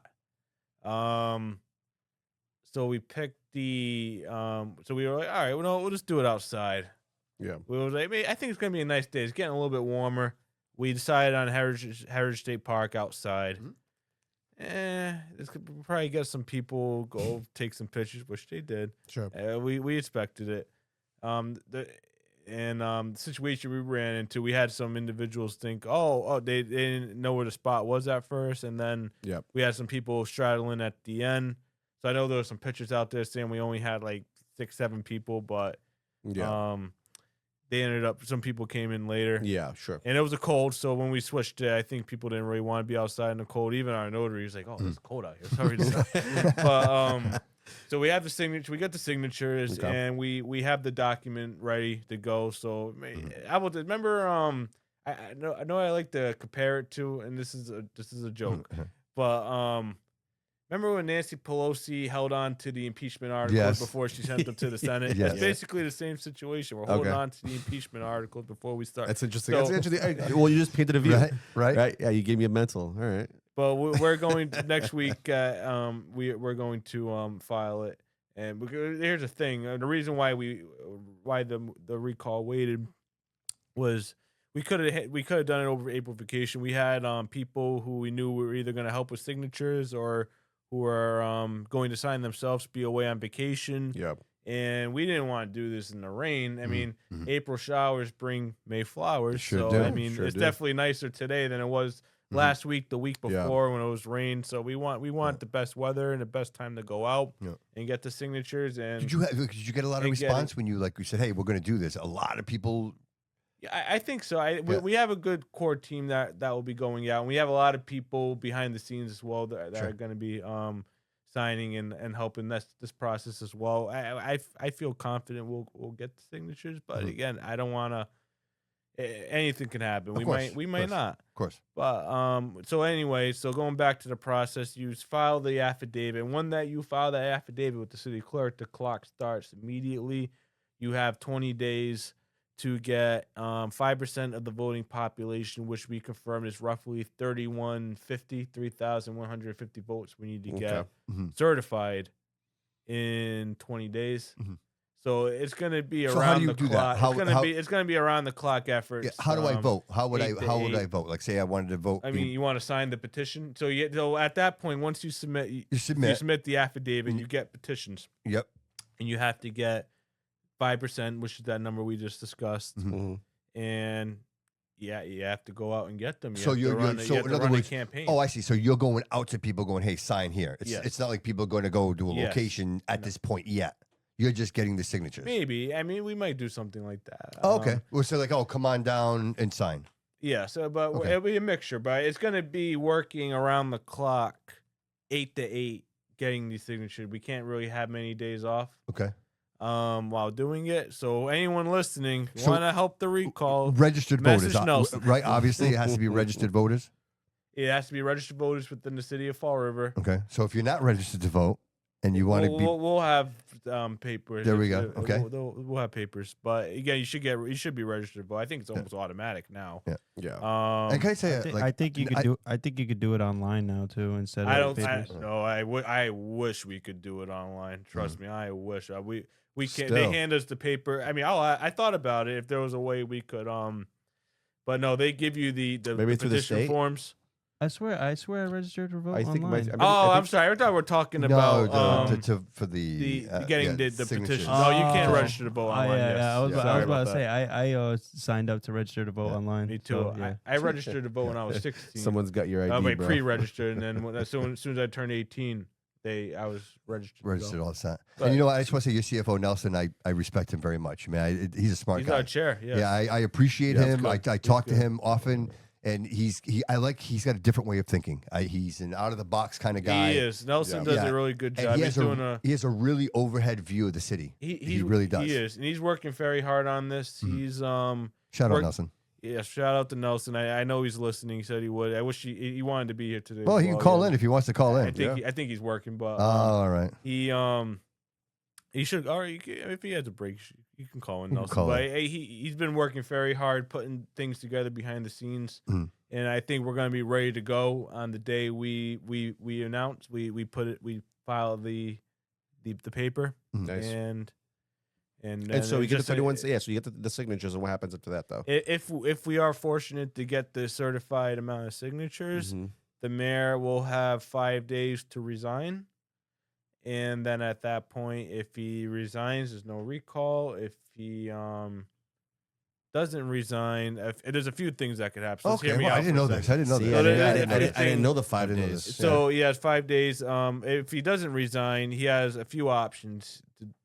And I don't know if I want, but actually I'll go. So I'll say it this way. So he can either run. There'll be, or if he doesn't resign, there'll be a recall election scheduled. There'll Mhm. be for or against, and there will be and then there'll be an area for you to vote for a successor. Paul Coogan has the option to run as his own successor in a recall, or he Oh, has no, the that works. option. And it's a very it's not the best process. I agree. The process needs to be changed, but he has that option to run or not to run.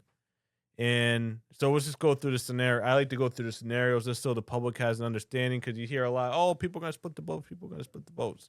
We need to realize Paul Coogan promised the city that he was not going to run. This was his last time running. I would see that if he were to run, that'd be a violation. That'd be breaking his own promise to the voters that he wouldn't run again. Yeah, it's a big. So point. I've heard, and this is rumor mill, I've heard that he would he's not going to run if there is one, and I heard that from, I would say, reasonably good sources within city government. If it does happen, so at that point, if that happens, you're not going to deal with the situation where you're going to split the votes, because it's different. You don't have, it's winner takes all. Right. It's a plurality. It's I know I saw Jared mention now there might be split votes. So yeah, just going through if he does decide to run on the bottom part of the ballot, there's I don't think it's going to be, you're going to run into a situation where you're going to split votes again. And here's the reason why. For the first recall, you had a lot of I would say credible candidates, like non-perennial candidates who were on that ballot. The mayor was recalled and removed. It was my uncle. Going into, and it was cool. I would say it was on that second part. The recall part was big, but the second part was a lot more narrow. But again, he wasn't. But everyone chose a front runner in that election. Okay. Going into this election, you had a situation that first recall was more about policy and the way the city was being run. Going into the second recall of Jazo, it was a lot less about how the city was being run. It had to do with the charges. So you had a lot of about the members of the public That's a who are great- making. That's a great point. That's a who great are point. making a decision Yeah. whether he should the former mayor Jesus Correa should have due process or not. Yeah. And a lot of people in the city, and I would agree with them looking back now, that the city was ran a lot better than it was now. Correct. And I was a part of that 2019 recall, so but I'm willing to admit that. And I even almost want to go as far to say we maybe should have waited because it was a waste, but it was a tough call at that point. Sure. Yeah. So now, if we have a third recall, you're back to the situation where the city is running poorly. And again, 2019, the recall still, the process is still, I think, fresh in voters' minds, even though it happened a few years sooner. You had a lot of credible candidates. You didn't have perennial candidates, and I don't mean that as a disrespect to anyone. no, If right. you run, you get your name on the ballot. You're a candidate. But just looking at it from a realistic standpoint, you had Joe Camara, who was city council president for years, city councilor. He's a good he knows a lot of individuals. You had Paul Coogan, who was a vice principal. Yep. I'm just a vice principal. He is a school committee member. So you had two elected officials right there who already have a base of support. Those are serious candidates. So you're already splitting up votes.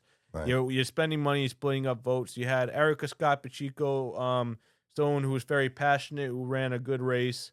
And you had Kyle Riley, who was former elected official, has a lot of experience in education. So you had a lot of really good candidates in that race. It's good in terms of they were popular, they had a base of support, and so the vote split in that election. So that's how Jesus Correa was recalled and reelected. So looking at this race now, if you're a Joe Camara, you're a Cliff Pawnee, you're a Sean Kadeem, you're a Wolf Flanagan, whoever's going to run. If those individuals that I just mentioned, if A goes in the race, okay, B goes in the race, I know I have no shot knowing what happened in 2019. I'm not going to spend my time and my money in split votes just to run and just so I can lose and have That the makes mayor sense, yeah. reelected. Right. That makes sense. So I don't suspect that you're going to have serious candidates that are going to multiple serious candidates that are going to run. And also, the 2019 recall made a mistake. They did not endorse a candidate. They should have endorsed, if you're trying to win that election, you should have endorsed Paul Coogan. You would have won that election. They stood out. They didn't endorse a candidate, which has cost them. I expect this recall will endorse a candidate when it happens. Okay. Again, we get asked who's going to replace them, who's going to replace them. I You're suspect going to tell that- us? Are you going to tell us? No, who? I don't. I will tell you. I'll tell you that it's up to the voters, because if Good the answer. recall happens, then you have the right to. You can run. Anyone can run. Yeah. But I think it just comes down to, I don't think a serious candidate is going to run with another serious candidate and split the votes. If Paul Coogan ends up running on the bottom part of the ballot, I just don't think that. I think that'd be a waste of their time. I don't think. Unless you're trying to split. I don't think Paul's going to run. I think Paul. And I agree with you. I don't think Paul Coogan will run. So I don't think you're going to run into the situation of split votes if a recall happens. So if you're on the fence for that reason, I think you really got to think it through for what I just said. So Just real quick, I don't want to get ahead of us. Best case scenario, who would you like to see step up? Is there anybody you have in mind? I mean, the obvious are the obvious. Obviously, Will. I have a few to me, options. I would love if Will would step up. To me, that's I think there's serious candidates. They need to get in a room and talk about what the future is going to look like. And again, this is just for the recall. This isn't anyone can run in the future. Then you have primaries and things of that sort. Right. I think whoever's considering this we need to have a conversation. I guess as part You don't of the have to tell recall. us who. Has anybody reached out at all or any? Yes, There has. I'm not. I No, won't no, mention it, I'm not. but I wouldn't expect you to, but I'm just curious. I'm just curious. That's all. Because it's exciting. This is exciting. You know what I mean? That I would say because it's one thing to be like, oh, they're going to recall him, but then there's nobody, right? Because Well, that's always been my argument. I will say this: there are serious candidates who are considering running. Well, and I'd say, not, and I think the serious candidates, and I think there's multiple. Mhm. I believe there's multiple. I wouldn't run if another runs. If that makes they don't Okay, want to yeah, split yeah, the right, they don't- vote. yes, I know exactly what you're No saying. one wants to vote. Yeah, split. no one wants to hurt the city. These people Yes. want to run for the right reasons and Correct. not just for the Oh chaos. yeah, and they don't want to split the votes. They don't Right. want to run and lose. Right, Like I of just said, course, you don't of want to course. run an election. Right.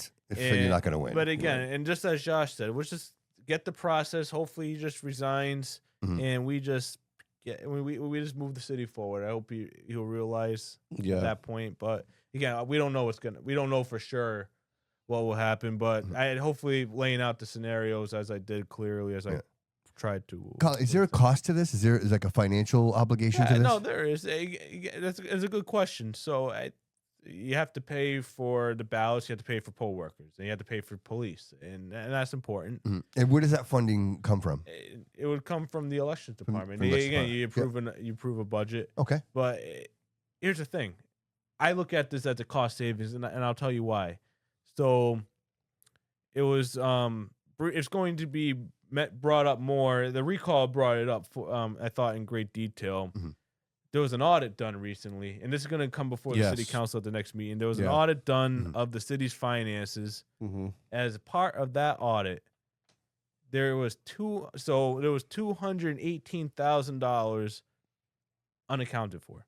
Is this an outside audit? Outside audit, or is this a An normal? outside audit? Yes, an outside audit. Okay. The city in the charter has to do an outside audit every single year, and so they have an auditing firm come in. This is Okay. what they and one of their findings, and there was multiple findings that that I found that I personally found to be What was a that big one deal. you just mentioned? But Was $218,000 they could not find. And I'll say this: so if you have your bank account, you have your checkbook, or where you keep like where all your notes are, basically you have 218,000 more on this side that's not in the bank.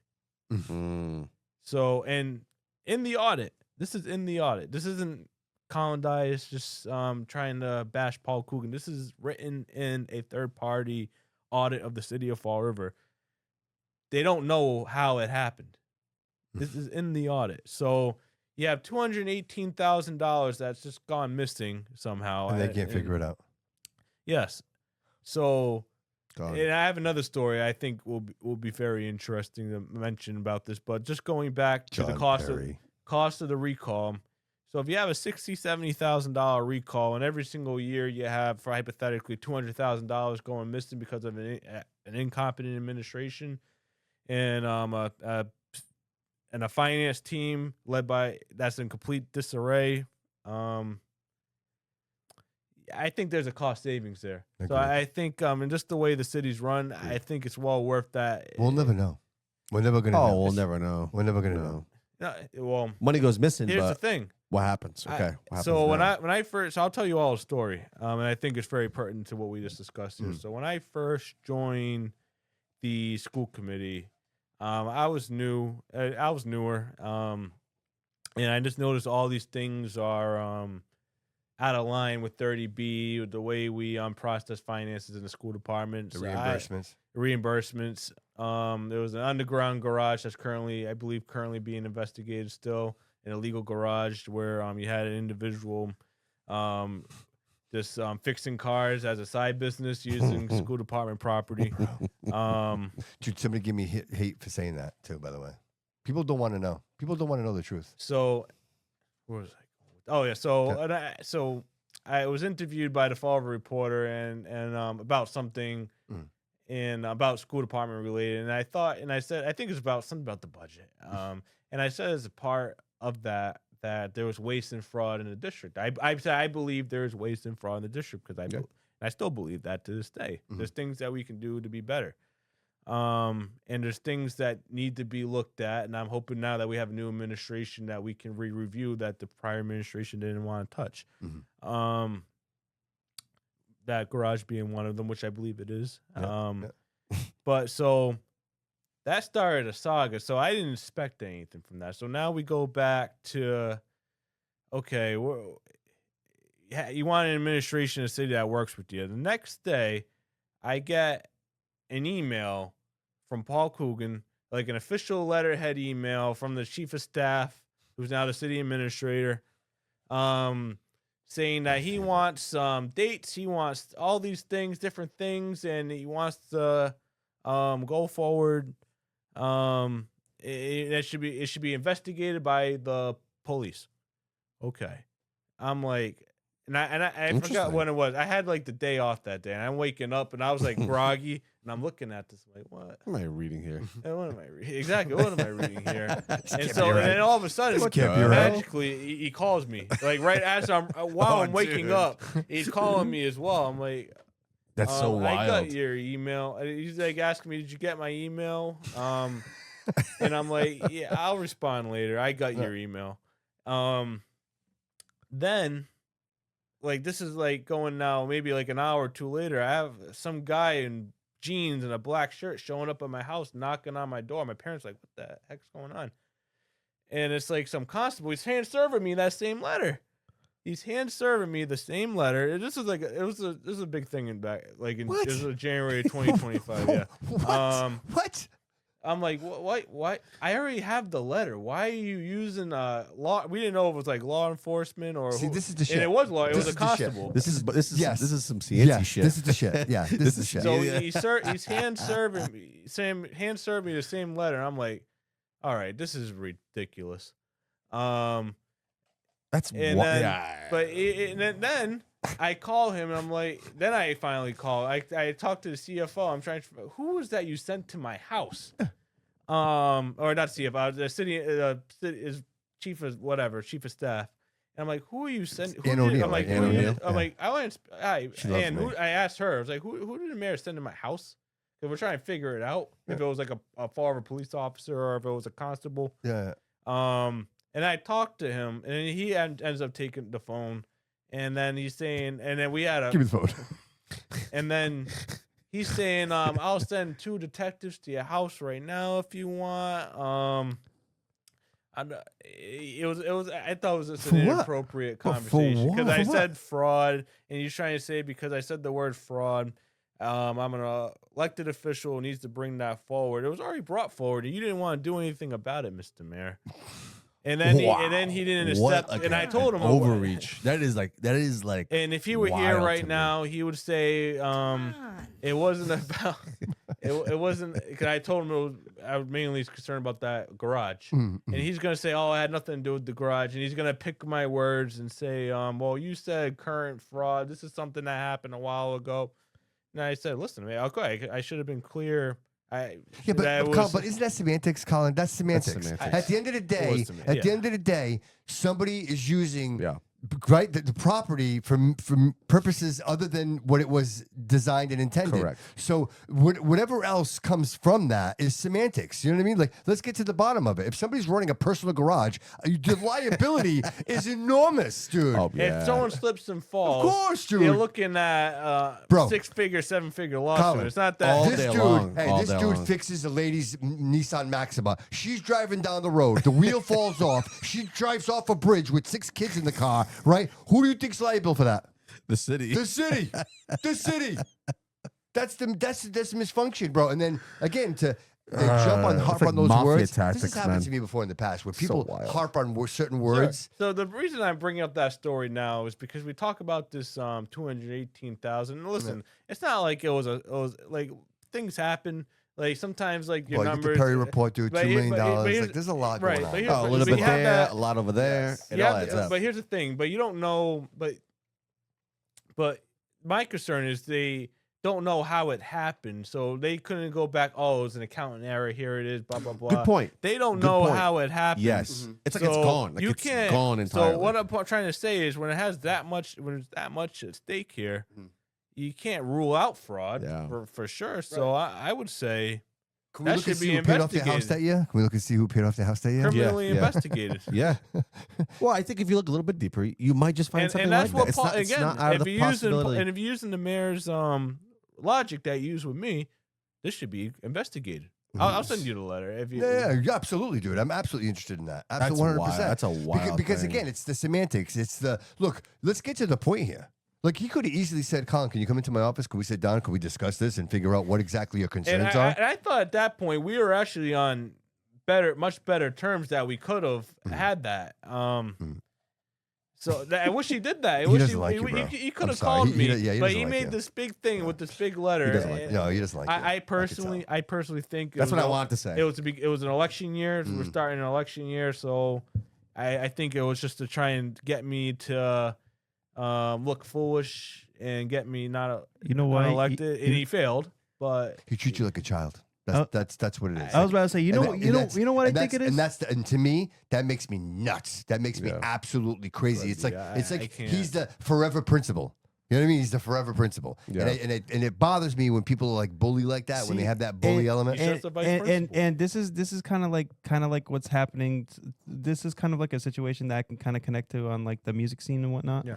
So like the older heads are kind of being like gatekeepers towards like the younger people who like for example, Paul's being an asshole towards Collin because Collin was that kid in high school when he was the principal. Maybe. I wasn't my vice principal, but I get what you're saying. But it's possible. Yeah, it's possible. You know, I mean, like I he think just sees you as a kid. He just sees you as a kid. He's an elected official. Yes. Yes. He's an elected official and deserves that respect. I agree. That's the bottom line. I think Coogan is just. Period. I think it's an ego thing, right? Clearly, it's a stop your feet thing. You know, you called me out. I don't like you. I'm gonna. You said fraud. Yeah. It just, dude. It just seems like I'm sending two detectives. It just seems like there's a lot that of is effort. so insane to me. Yeah. A lot of effort to deter the truth. Correct. That's to me. That's what I keep seeing this over and over again. And I'm not, guys. I'm never vocal about this. I don't really talk about this. No. Like Coogan, but these last moments. I'm telling you, bro. Yes, it bothers me. It absolutely. The cup keeps filling. The snow removal thing kind of just really upset me. I tell you, I won't tell you where I live. And I understand it's like. And I don't mean to interrupt. No, of course. Just to say, and I understand it was a historical storm. There's things that are outside of our control. Sure. But there were things within our control that we could have done better, including chief operations needs to pay their salt bills. That's just one idea. Right. Exactly. And then they'd be like, actually pay the bills. Yeah, but the excuse was it's all set. It's never going to happen again. That was the excuse. But nonetheless. Look, I understand we were, and again, not to get too far on this, we had Chris Peckham in here. Not to say that we weren't prepared, but at the end of the day, it's about how you manage the disaster, right? Because you could have easily found methods and ways to communicate with people, having a storm central location, like an emergency command center, communicating with people. Councilor Peckham's on top of that, so I just want to give kudos to him. Oh, absolutely. And if it wasn't for him, none of that would have happened. You know, between him, Andrew, and Michael, they were the ones that were out there in the snow. I think Michael actually had a shovel. I think McKenna, I think he shoveled my mom out. I got there and the snow was already gone. He was in a three-piece suit too. In a three-piece suit. I think my mom has a picture of him shoveling out her driveway because he's that kind of guy. He's always there. But I mean, not to make jokes, but those guys, they were on it. Yeah. And it brought some sense of like just, security knowing that somebody was out there. But Bobby, you said it. You just said it. Seeing somebody out there. I'm going to go back to Will Flanagan, right? Yep. Jazel. You saw mayors that were active in the community. When you saw them, it wasn't just them driving by in their car, right? Hazel Correa I thought, did a good job with the snow. I thought Will Flanagan, when I was young, did good with the snow. He was out there. Saw her everyone. I don't expect to see the mayor out there with the, a snowblower. That's not what I'm saying. What I'm saying is, when you see a leader and you see something as bad as it was here, that's a bad storm. We didn't know how long it was going to take before that snow even disappeared. He was in his house. Yeah, he was in his house. A leader shows up, right? When you see like things happen that are a big deal, big things that are going to affect our lives, we see a mayor that shows up. Mm-hmm. They're there in the rubble, right? They're there to lead the fight, to say, "Hey, listen, guys, relax. We got this. We're going to take care of this." To reassure everybody that we're good. We didn't see that. We didn't see any of that. No. We saw a complete panic. The panic was they disappeared. Oh, the lack thereof. Yeah, it just was non-existent. Right. Like we forgot that we were even in a city. Like, yeah. Do we even have a leader? We have no idea what the hell is going on here. And that's what it felt like for the first time. We have no plan. Yes, and we were very fortunate that there were no real emergencies like fires, right? Because kudos to the city, the people actually shoveling shit out. Yeah, absolutely. Right? Absolutely. If it was everybody, I it was thought everybody. Our public safety from police, fire, EMS, all- like they the all- boots Absolutely. on the ground. Absolutely. And like Absolutely. just seeing them like dig out holes on like 8 feet of snow. Yes.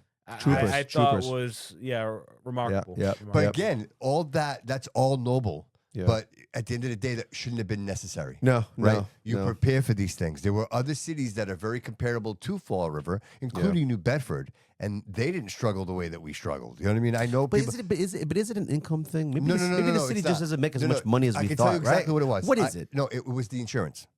Okay. What happened Yeah. was there was Is that what that was? there was an insurance binder that required you to get an additional amount of money on each piece of vehicle that you had in the city. So most Oh, so people the lack. Okay, we so had if lack I of- have a dude, if I am Bobby Landscaping, right? If I have these trucks, if I can go plow in, I don't know, Westport, Somerset, Swansea, and I don't need to put an additional $6,000. I think I don't quote me, but I think it was like $6,000 per vehicle for like say a pickup truck Yeah. with a plow. Yeah. If I have to carry that extra burden, why would I come here to do that when I can go somewhere else and probably make more money and not have to? So that's what happened, dude. It was the pieces of equipment, and the problem is nobody sat there and said, "Hey." We usually have 200 pieces of equipment, and we only have 70, or I think it was 80. I want to be very clear. I think it was like 80 pieces of equipment, Yeah. where we usually have 200. Like Yeah. nobody realized that at some Yeah. point this is not going to work, and that's what happened. What was the fee? Wasn't there a fee that the drivers had to put the plowers had to pay? The insurance. That's Yeah, It but, was but, a share- but I what was think the they- amount? What was the amount? $6,000. It was like $6 $6,000 per like plow truck. If you had like a dump and that truck, was more. And that was it's more. more money. Yeah. Right. It's the liability.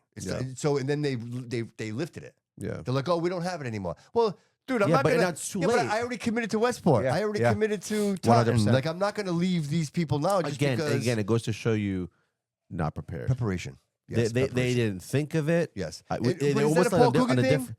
I think Yes. it's a Paul Coogan thing in his administration. It's listen, leadership comes from the top, right? So if you're not if you're not a good, if you can't Dude, step one. run a team, Yes, step right? one. Step one. Find the Find the leaders. people. Yes. and then learn how to dictate Yes. them. Learn how to put them in the right positions That's to one. do the That's one of the job. biggest issues I have with this administration. You just hit the nail on the head right there. Is they keep people that shouldn't. That shouldn't be there. And Yeah. I think Yeah. it's more of like a And they keep personal promoting them. loyalty They keep thing. promoting them. They Or keep promote- promoting them. They and double Like here's the down. the schools thing. are a mess. And one in this audit I just mentioned, they also highlighted and they mentioned the word theft and fraud specifically here was there's a higher risk because of the constant turnover. So you had a CFO, interim CFO, who went back down, who came back up. You had a city auditor position that was unfilled for a while. You had I think there was one or two more where there was constant turnover, and they stated specifically the constant turnover in those financial services lead to issues. It Oh, leads of course. to Yeah, a 'cause risk. nobody can keep up, right? Because you Here's the never. thing, you have and you have a city administrator position Mhm. that went unfilled for the longest time, and I don't even know. It's just- Yeah, I know where you're going with you that. have And so many. it's- Oh, yes. DCM. Okay, Yeah, here's the thing. yes. We're talking about plowing and Yeah, things yeah, like that. You had yeah. a DCM Plows. position that it finally has an interim in there. That was unfilled right Mhm. up until the storm. It just Yeah, seems I there's a can go lot down of the there's a line. lot of positions that are unfilled Hey. even from the school Mhm. from the school all the way to city hall. Like there's departments that don't have heads. And you have qualified individuals who are just in the wrong jobs, Mm. who should be or in positions where they could be needed elsewhere. For example, DCM. You have I think his name is Darren McGann. He's the parks director. Someone who's all his entire life has years of experience in DCM. Mhm.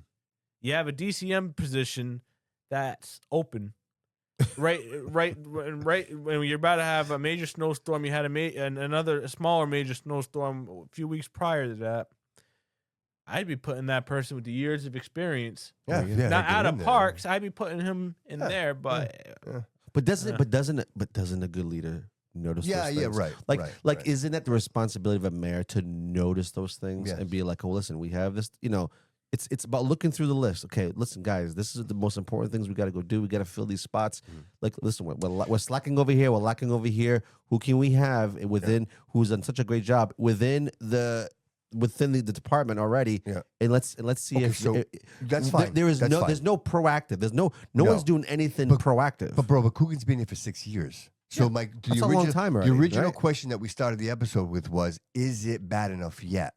And I think that It's that's bad. where we're It's at. bad. That's I think where I think it's bad. I think the it's answer bad to enough, that and we city need, knows. and as Yes. a city, we need to make a change. Yeah, and I Yes. think the city understands Mid-cycle. this. Colin, I gotta say something. I think the lawsuits that we have pending on us right now are completely unacceptable and could have been completely avoided. Absolutely. You know what I mean? I Absolutely. think, and that to me is, it's very unfortunate when accidents happen.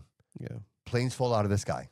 Shit happens. Yeah. But when you have situations that could have been completely avoided, and it's specifically because of the people, you have wrong people in the wrong positions, and at the end of the day, you're looking A lot at of $10 million cover-ups. lawsuits. Like, that's all taxpayer burden. Yeah. And Yeah. nobody answers to that, and No. nobody talks about it, No. right? Like, Paul is an incumbent mayor. He's never discussed it. No. He's never talked about it. I had him on my show. He didn't bring it up. Like, it was all about ARPA.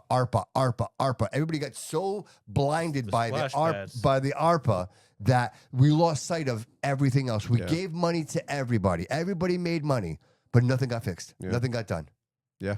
Nothing got done. Nothing. You can't even go to a park or a splash pad, dude, where there isn't hypodermic needles and What a and fuck- what a I want to fucking bring. band. What a I want to scam. bring up something that I think is it's good. This is a good story, Okay. but I think and I'm hopeful it'll be a great story. Mm-hmm. So so Durfee High School has a pool, as you know, has a pool. I think it was the old pool that they built over it, Mhm. and members of the community and students can get swim lessons there, and like learn to swim. And I had no they idea. have great staff. I had no idea. But the issue right now is the program's getting so big, which is good. right, but But we want to see that program succeed. oh, absolutely. Don't they Yeah. do that before hours and after hours of school, right? I know they do it after hours, Oh, because but they might do it before. Yeah, no, because I remember I went to school there and they did that. They give you like free swimming lessons Yeah. Before school. And That's stuff. awesome. What a great Yeah. thing. They great thing. employ students, they employ some staff, and it's a great program. Colin, Does- you know what else they should do? does I'm just Durfee gonna- ha- can I throw an idea Yeah, out there? yeah. Driscoll rink, ice skating rink. They should do free public skating. They know we don't- they Well, have that's a pu- private- they- No, they- you got to right. pay. No, they have a public. No, they have public, but you got to pay. I think it's you rent the skates. No, but you got to pay. When I went there, and this is going back when we were like Yeah. Used to hang out teenagers. there. Yeah. Yeah, I what a remember it was time. $5 to get in, $5 for the To the skates. skates. Oh, yeah, yeah, If it's you like had 10 your own bucks. skates, you could save $5. Yeah. But I haven't been there. I think Yeah. that's a place that ice skating is something different, and I think that should be something that we should like swimming. There should be maybe once a month. You know what I mean? And this economy is probably double the price. yeah. Every $20, bro. $20. Wait, if you want. so does Durfee does Durfee have a swim team? Yes. Yes. They do. yes, Okay. Yes, they do. Okay. Just wanted to make sure of that because you never hear about that. No, they We hear- do. I think they're they actually do. really good. They're Well, we hear actually- about I've like heard the good things basketball about team. it. We hear about the football, Well, you might be onto something. Maybe that's an avenue. No, that this- and we this- kind of forget. The swim team is probably, I would say, like one of like the best teams in Durfee. If that's true, if that's a true statement, we know nothing about No, it. I feel like What is wrong with I this? disagree. I have seen posts about You like, have? recently about like the swim Okay. team. Yeah. But again, maybe we do. I think we need to shine a little do bit a more better light on job that. sharing Shine on that. I think- dude. I- and Absolutely. I'm not gonna What? lie, I did when I did wrestling too. Jody, don't lie, bro. Anyways, so when I was on the wrestling too, we had like I remember back in the day, we had like one of the best wrestling teams and stuff in the city. And how do we So- rank now? I mean, I don't know. Dude, it was like barely reaching varsity. Yeah. So, we have a school that has great Hey, athletes. Studio B Sports Network, my friend. Yeah, Studio if we B don't Sports push, Network. if we don't Yep. push, and if we don't advocate for these programs, these kids won't do them. You know what I'm saying? And I think it's important that we kind of make. I remember when I was in high school, wrestling was huge, Good night, Josh. right? Wrestling was Thank huge. you, Josh. Basketball was huge. You know what I mean? All those things were Oh huge. yeah, dude. It was right? Dude, I'm telling you, it was a way of life. Sports was Yeah, a way of life. Everybody had played. hilltop Yeah. sweatshirts on. Everywhere you went, it was either jackets or sweatshirts. People were proud of it. People were very proud, and it was that New Bedford Fall River rivalry. That was really what it was. You know what I mean? Yeah, and again, I think that's. I feel like there's more. The reason why that's not anymore. There's more comprehensive issues Yeah, right. as to why That's I just fair. don't think. That's fair. And I think that's why. That's a really and I good want. I point. want to bring. Yeah. I want. That's actually a really good segue. I know we didn't bring this up, but I want to bring it up. Sure, of course. There's a lot of talk around redistricting, and I have very mixed opinions on it. Okay. So and I want to talk about because that's been in the news. Yeah, recently. let's talk Absolutely. about that, please. So think we would agree it's important that students should go to their neighborhood school. Would you agree? I agree. I agree. I agree. What we have in this district for the longest time is we have policies that, and we just allow students to go wherever they want. In some cases, sometimes very righteous and needed reasons. Sometimes it really depends on like if services at the school for a student's IEP, and that's fine. Right. I'm Not not just talking because about my that. friends are going there and I want to go there with I'm my not friends. talking about those specific. That's something you can do. instances. You can pick your middle school if you wanted to. Technically, No, Okay. now you can't. But I mean, but the issue was prior administrations have allowed just that, or allowed just Okay. at any level, Mhm. and it was, if you're asking me, and from what I've heard, sometimes, I'm not saying all the time, Yeah. but sometimes it was based off of who you know. Sure. It wasn't really like or it was basically at random. There wasn't really like a if you want to, you have school choice. School choice is the law as well. So, but it's but that's more out of state. But going back in here, Okay. basically, long story short, we have an issue where we have people going all over the place. So Sure. it's something that every prior administration, this administration wants to work on. What does that do to the budget?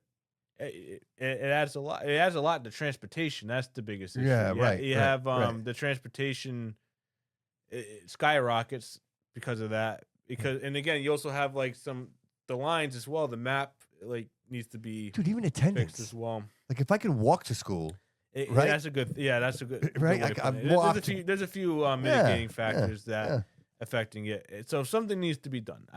Yeah. What we ran into is the prior administration waited too long to fix the lines, and so so now we're at the point is where this administration, this new one that just came in, is taking it upon themselves to have meetings, recorded meetings with the public. That's why you're hearing about it, and they're not trying to sneak it through. They're trying to hold meetings where parents are notified what's going to happen.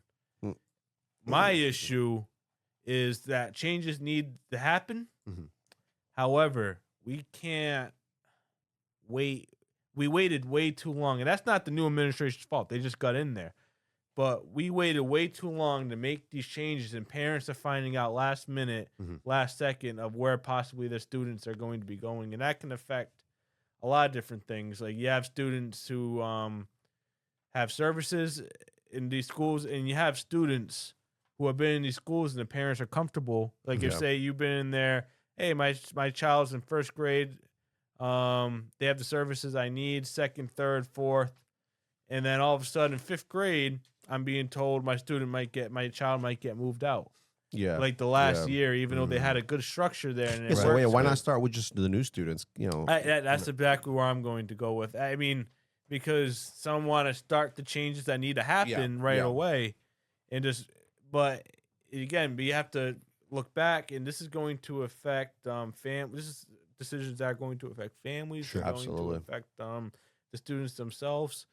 So my position is we need to change the lines. We need to redistrict. However, we need to grandfather students in. If you like your school, you should be able to keep your school. To finish, at least finish. And So you until start- you finish Yeah. out. And until you finish when out. you make the transfer, when you What go happens from if say, multiple children too in if you one go from- school? I mean, Exactly. That's a tough. Right. That's a tough move. or And I've been, we've been there. Here's When I was a another kid, we element. moved around. So and what if I live here, but my mom lives over there, and my kids go to my mom's house after school because Yeah. it's closer? You know what I mean? Like, Exactly. So there are so many- So we have a policy right now that was approved last year where that's being implemented.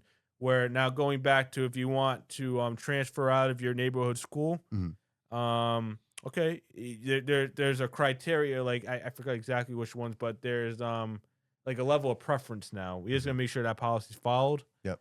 But it would be like you already been there. You have like what you mentioned. You have a sibling already there.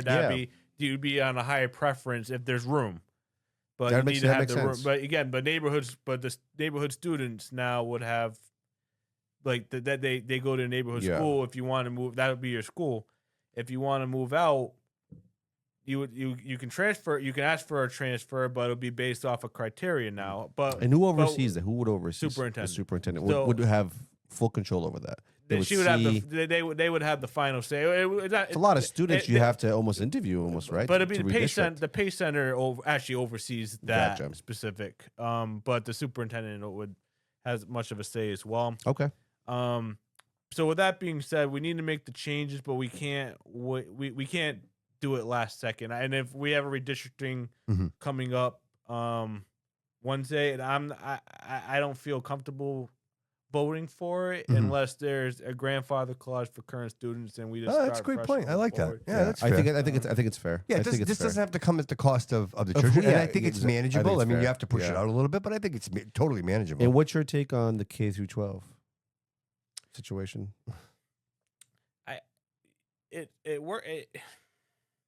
I have mixed reviews. I have Yeah. mixed feelings on it, but I will say we'll see how it works. So like at Laterno, they're going to do a sixth grade. Let's see. Oh, okay. Oh, I'm sorry. K through 12. I mean K through 8. I'm sorry. I'm so sorry. I'm sorry. K through 8, and not K through 12. I'm sitting there quietly going, "Why did I do a K through 12?" Yeah, No, I'm sorry, I would support a K through 12. I'm sorry. K through 8. But even with a K through 8, though, right? Like, Yes. like imagine like those. I looked forward I to don't- them, guys. I looked forward to it. I was Yeah. excited to go to Morton. Yeah. Like I went Yeah, to so elementary was I. Yeah, I school, went to Morton as and well. I'm like, "Oh, I can't Yeah. wait to go to middle school." Yeah. You know what I I mean? went to St. Michael's, so I mean, Yeah. I had. So a for K- you, it was- that was normal for you, right? Yeah. The K through 8, The old Morton. because the old. That's what I was. the old I Morton. understand the Red concerns House. behind it, but Yeah. again, it has to go. The older it crowd with the goes- younger crowd. But I think. again, but now we're talking about many different new issues that need to also be addressed in terms of bullying is a massive issue across the district. Mhm. And what we do is one or two things. One or two things are happening. You sometimes just have situations where the administration isn't addressing the issue, right? The school administration isn't addressing the issue, and you also have situations where the school administration can't address the issue because of our policies and because of state law. And we need to give educators, we need to give school administrations the availability, the policies and the right to manage their classrooms. Sure. We Sure. can't have teachers getting attacked. And with situations like that where teachers are getting attacked and nothing's being done, It's crazy. is absolutely asinine. And and again, school committee at the policy level, myself as policy chair, we're going to address that at our meeting in May. That's something I wanted to take on as soon as I became the chair of policy subcommittee. Is something, and also maybe this is controversial. I've been told that out of school by prior folks that if something happens out of school, the school doesn't like to touch those issues. If there's a fight that happens out of school and you have students going from schools meeting outside of school to fight, Which I is think- recent. That was happening Yeah, there, right? At exactly. the Dunkin' That Donuts. happened a lot, though. It happened a lot. when I was exactly. younger. We should be able to punish at the school level. Yeah. I completely agree.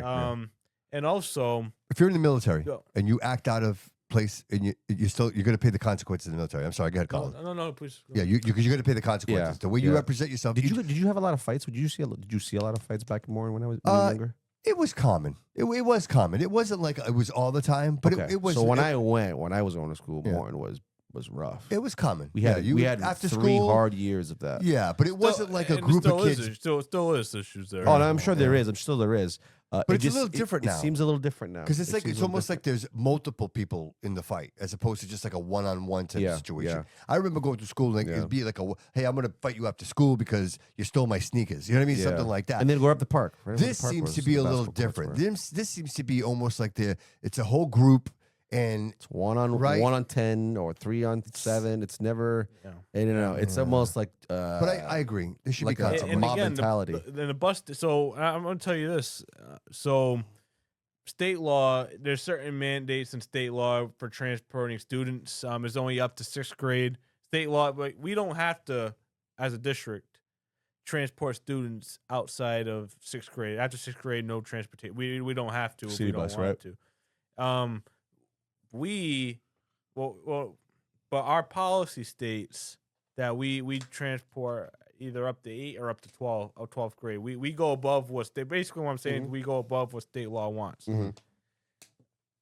we decide, though, even though it's not written in policy, that we will any students that aren't covered, even though our policy states will transport them. Any students that aren't covered by law, we just throw them on the city bus. Yeah. I understand the cost of getting a yellow bus. However, and this is on the city, those bus stations are a war zone. They're an absolute war zone. And again, I'm really trying hard not to bash Coogan, but the mayor of the city is is a member. Whoever the mayor is, the position is an automatic member of the CERTA board. Interesting. And I think David Robillard is also a member. I saw him in the chat. You could talk about it a little bit further. I meant to get back to you, David. I know we're supposed to have a conversation on that, but I would like to see what they're doing for security, because even though we don't have much of a say at the school level, we have to advocate for our students here, even if it's something not directly under the purview of the school committee. Those bus stations are a war zone. I think they're doing some. I speaking with Councilor Peckham, I think they are having more security there now. Yeah. The new superintendent is she has informed the committee that certain. For security reasons, I'm not going to go into the certain steps, but certain steps are being taken around CVS. Oh, great. Okay. So I think there's things This is that the are CVS right Right outside. across the street. Right Yeah, from Ellsbury Durfee, Street. yeah. Right there. So where a lot of incidents happen. So I think that's there's some that's a things. hotbed. Some things. I think the new acting chief, they're doing some things with that as well. Great. With the bus stop. But I think the bottom line is, if we're transporting them, if our policy state we're transporting them, why does it have to be a city bus? And there's a lot of ways that we can, cover transportation without having to go to the taxpayers that I don't believe the city has utilized because it's an unfunded mandate transportation, so it needs to be covered by the state. Because it is, and it hasn't been, and there's certain procedures we could do. But that's a conversation for another day. But again, we need to make sure those students are safe when they're on those CERTA buses. I don't mind even supporting like some sort of monitor, even if the school department pays for it, have on those CERTA buses. Yeah, sure. Yeah, just right. to take a look. I think that's a well worth. Well, Would you say there's a lot? I think what we pay CERTA in contracts, I think they could provide somebody. I think. I know. I agree. You know what I mean? I that's agree. fair. I That's agree. fair. I think you write that into the contract. Not Yeah. to say that they are in any way, shape, or form obligated to intervene, but to be just some type of. Well, I mean, it depends on the security. If it's an There you go. actual, There you go. No, that's something to be discussed. could Right? it could be a constable. Yeah. Of Yeah. some sort, right? Yeah. Or Sure. somebody that has the powers Absolutely. or the means to take care of a situation if something's happening on a 100%. bus. So, I Colin, think that's listen, so we're important. 2 hours into the show, and I just want to make sure that we cover everything that you wanted to discuss today. So, is there anything we missed that you want to just touch on again? Do you want to just, if you had to address the audience or the constituents of the city, what would you like to say? Yeah, no, thank you, but again, I want to thank you Oh, for man, my having pleasure, me on. brother. Everyone's been great. Dude, you're a class act, brother. It's always a pleasure. yeah, Listen, anytime, brother. That door is always open for you, my man. appreciate it. Always. Come on. And no, I think the community. I think there's a few things I want to say. I think in terms of the recall, I encourage the community to have an open mind and think of the future. And when you see members of the community asking for your signature, please consider signing and at least hearing them out. On the school department side, speaking for myself as one member of the committee, I think we're really working hard to get in the right place to, again, improve student achievement, work on the interior issues, the systemic issues we know we have around bullying and around other things in the school department. And I think with a strategic plan and just having the right staff in place, that we're going to get there. Just give us a little bit more time where we're putting in all the pieces, we're moving all the pieces together, and we're moving forward. And then, as a resident in the community, I think someone who watches city council meetings, someone who pays attention, I think we need to do a better job up there as well. And I'll leave it at that. Thank you. No, my pleasure. And you know what? It's to be a part of it and to actually realize, to see it on TV, bro, and then to sit down and have a conversation with you.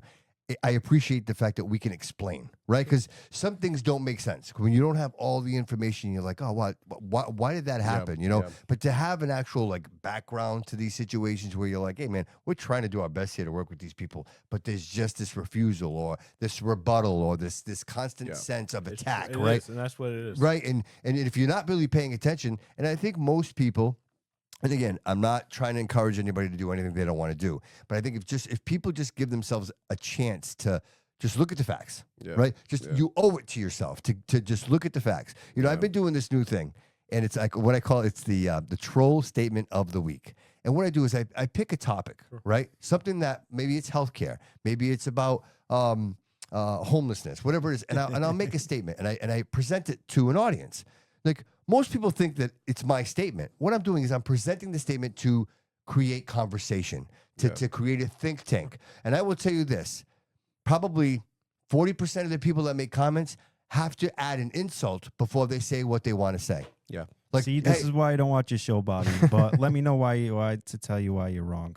Okay. Go ahead.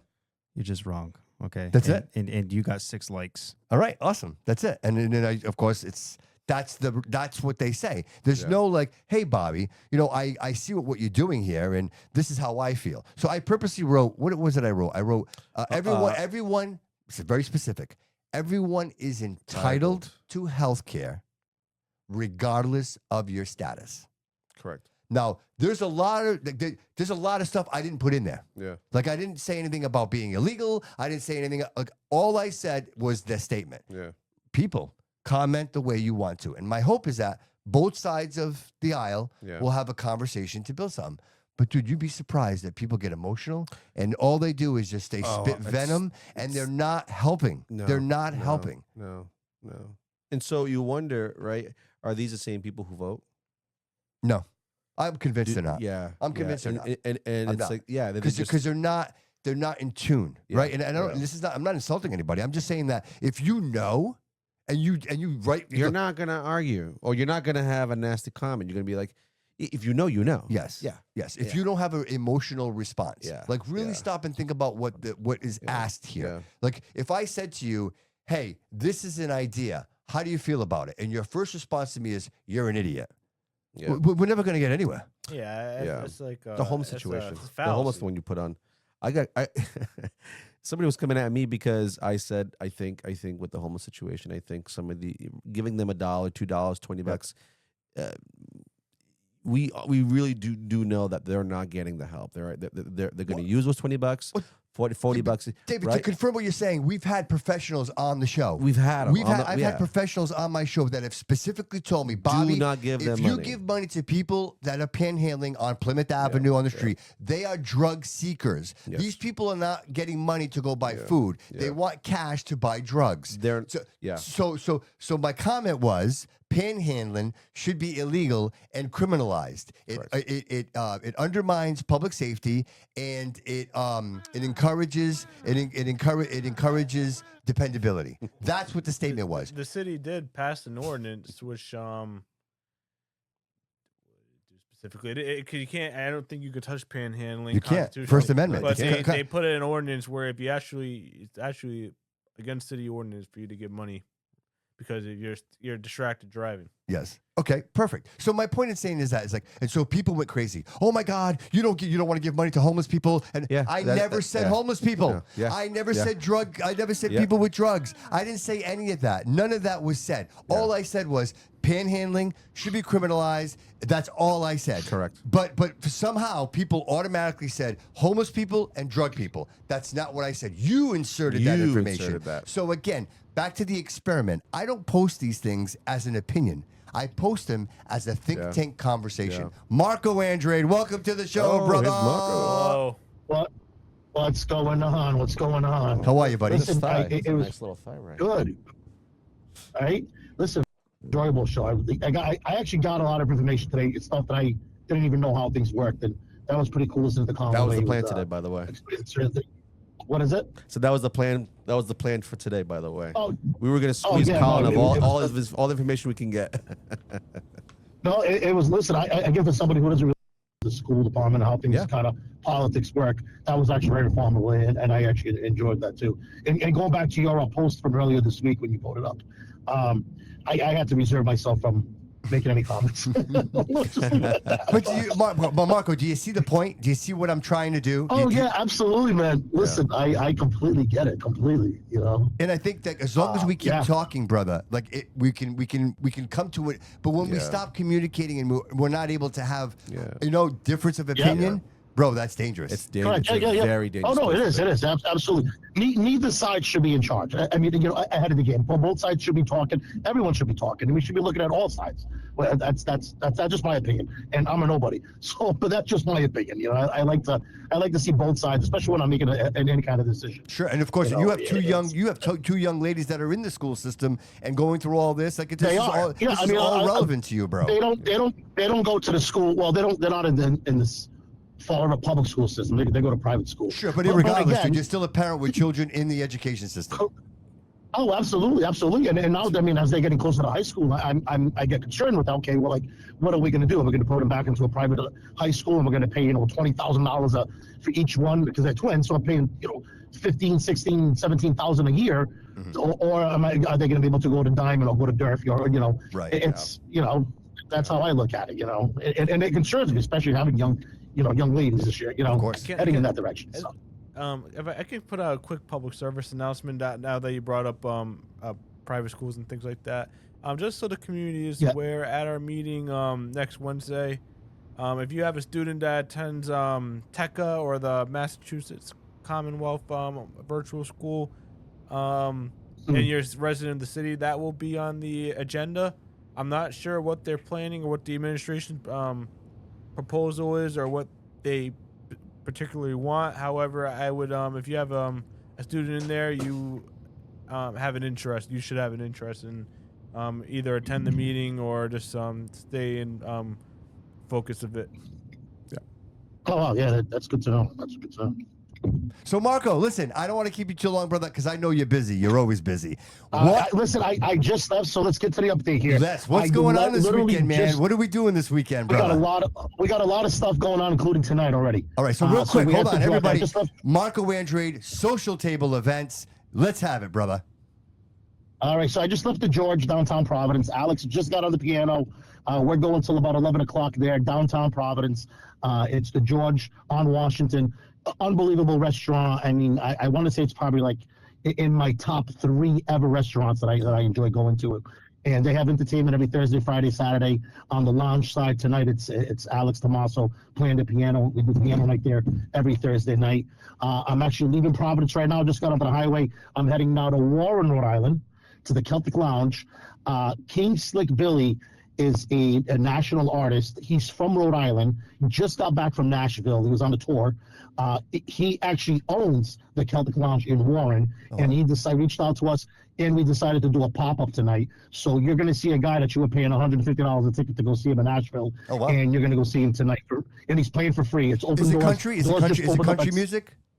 So if I put it this way, if you're a Johnny Cash fan, okay, come on down. That's the kind of style that he does. And he is phenomenal, man. It's a free show. Okay. Whoever comes in gets in. Whoever doesn't get in, I mean, unfortunately, this was a last-minute type of thing we just put together, and he was like, let's do a pop-up. So we're heading there right now. The show hasn't started yet. It starts at 8:30. So at Warren, Rhode Island, right on Main Street, Celtic Lounge. Okay. Tomorrow night, no, I'm sorry, so the Celtics game is on right now.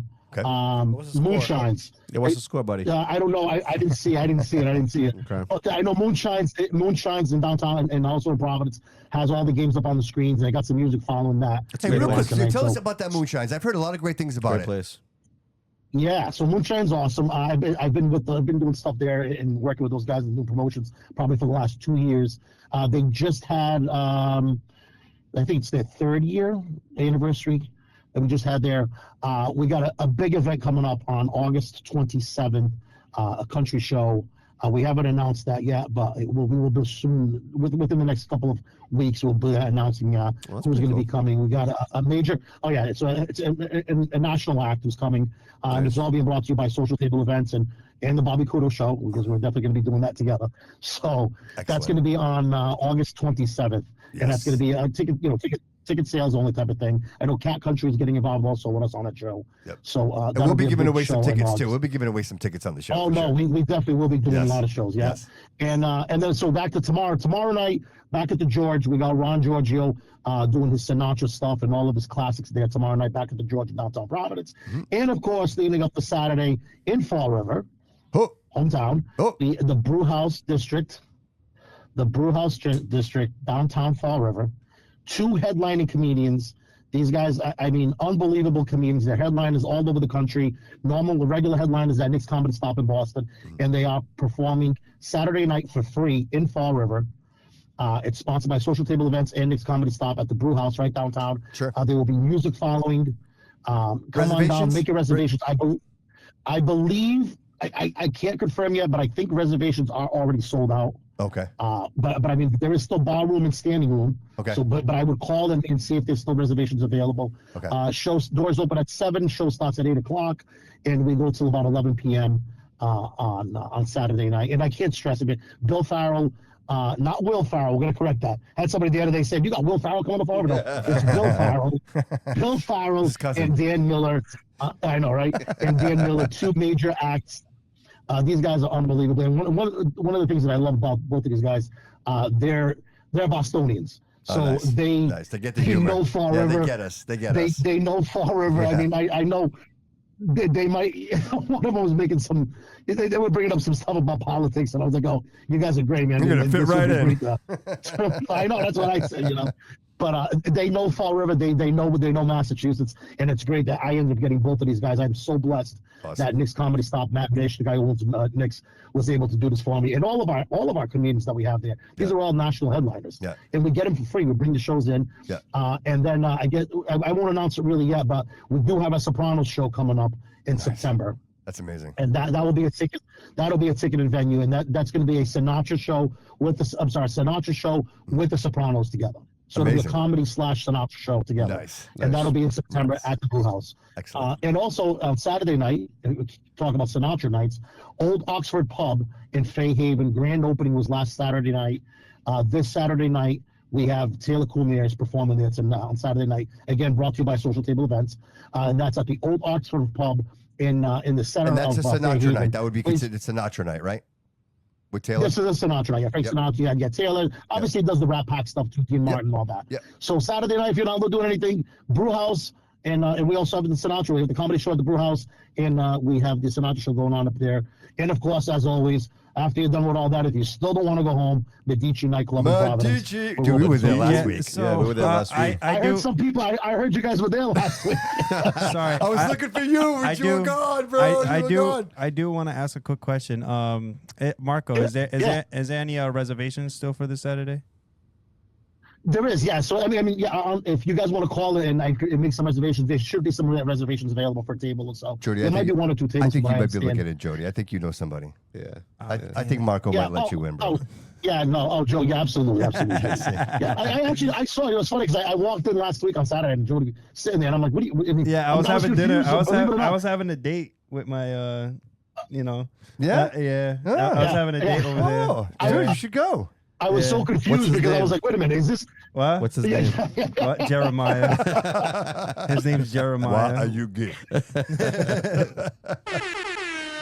Dude, Medici was a blast. We went out there for David's birthday, and we had a great time. Yeah, I know. And we had such a great time. You know, it's a cool place to hang out, dude. Good vibes, good energy, dude. Everything, dude. The Brew House District is always a great time, dude. Yeah. Great vibes. Oh, absolutely. And Marco, I want to say this out loud, brother. Not because you're my friend, but because it's the truth. And that is, dude, you always put out an outstanding show, dude. It's always a great event. Listen, I'll say this: I can only provide and I can only put out what people help me put out, and having people like yourself and Dave and even and Jody and everybody else, always constantly help me. I mean, you guys make my team shine. And then honestly, you honestly need friendships, you need partnerships, and you need working together and networking together with all different kinds of people. And that's it's amazing how I can be in Fall River, do a sold out show in Fall River, and at the same time be doing a sold out show in Providence, and I'm not even there. Love it. So it's amazing to having good network and a good circle of people. And I'll say this: one of the things that I've learned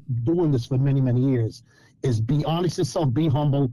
And I always say this: don't ever walk into that first meeting with that expensive watch on, because the minute you do that, you're going to lose that meeting. Amen, bro. So, That's a good point. and think about that. If you really sit there and you think about that, be humble about things, be who you are, and you know what? Don't walk in somewhere demanding things. Walk in and let's talk about things. Great 100%. message. And I honestly believe that's what I've done. And again, meeting you and having all this network and all this stuff going on. I mean, it's a great thing, man. I can't take it away from, even with the city, which I had said for a long time I wouldn't do stuff back in the city. Yep. And I've been out at the brew house a little over a year now. Yeah. And I plan on being there for a long time with Nick. Nick is a phenomenal. Yeah, he is. As I just say, opened boss up, of honor to work with. I'm sorry. the tequila line, yeah. Yes. Oh no, absolutely, that tequila line. Yeah, he just took that over. That's what I know they're doing a big event there. Yes. They're doing a big event there on Cinco de Mayo. Oh, very which is, nice. next week. So yeah, It's a so nice that'll be little going place. on there. It's a nice little place there. You have the St. James, right? You have the Belmont. Yeah, that Belmont's whole area, they Belmont's a shut it little bit down. more for like Yeah. a later time in the night, I would say, right? It's kind of like that Yeah, but place. they shut that whole area down. Yeah, the whole area. Yeah, I think it's a great area to see is a great Tequila Lime come back and be a fixture and be another place to go to and have some entertainment there. It's nice. It's nice to have options, Yeah. right? And we sometimes you don't know what Oh, the yeah, options yeah, are. Like I didn't know that what's it called? The Celtic, what is it in Fairhaven? Oh, Celtic Lounge in Warren. I had no idea. Warren. I Listen, had I'm no gonna tell you idea. straight, No idea. And you I go to Warren actually a just lot. pulled into Warren. I'm not there yet, right? But so in this one little block on Main Street in Warren, within the last, I want to say, year, it's developed so much with nightlife that it's amazing. So you got the Stingy Lounge, which Great is right place, by across the the way. street. Yeah. Yep, never So been. yeah. So the Celtic Lounge is right across the street. Okay, I know You where it got is. Serpentale. Serpentale is another lounge that just opened up. Actually opened up. I'm sorry, March 15th. They opened up. It's another lounge, unbelievable place. A guy named Mike Sear owns it from Providence. And you got Perella's.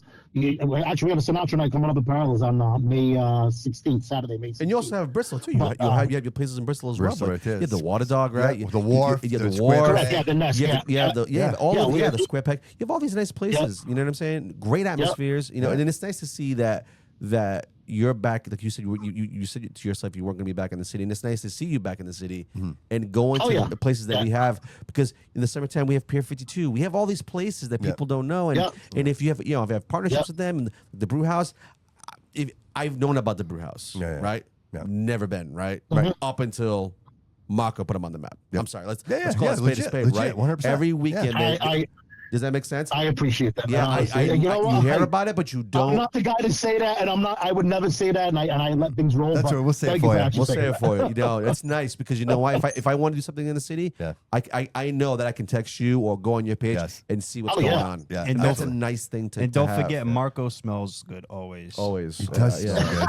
And you know what the funny thing is, You bro? know When I what's hug funny? you, when Smells I like give you a Paco hug, Rabanne. dude, I 1 smell million. good all night. So I don't wear cologne. And when I'm going to see Marco, I don't wear cologne. I give him a hug, dude, and I smell great all For the night. rest of the night. For the rest of the night. I for don't the know what rest it of the is. night. I don't know what it is. It's funny. I was just talking to Annie Powell, the Oh, comedian, yeah. which we had on the She's show. great. She's great. And she Shout did out, the Annie. blast too.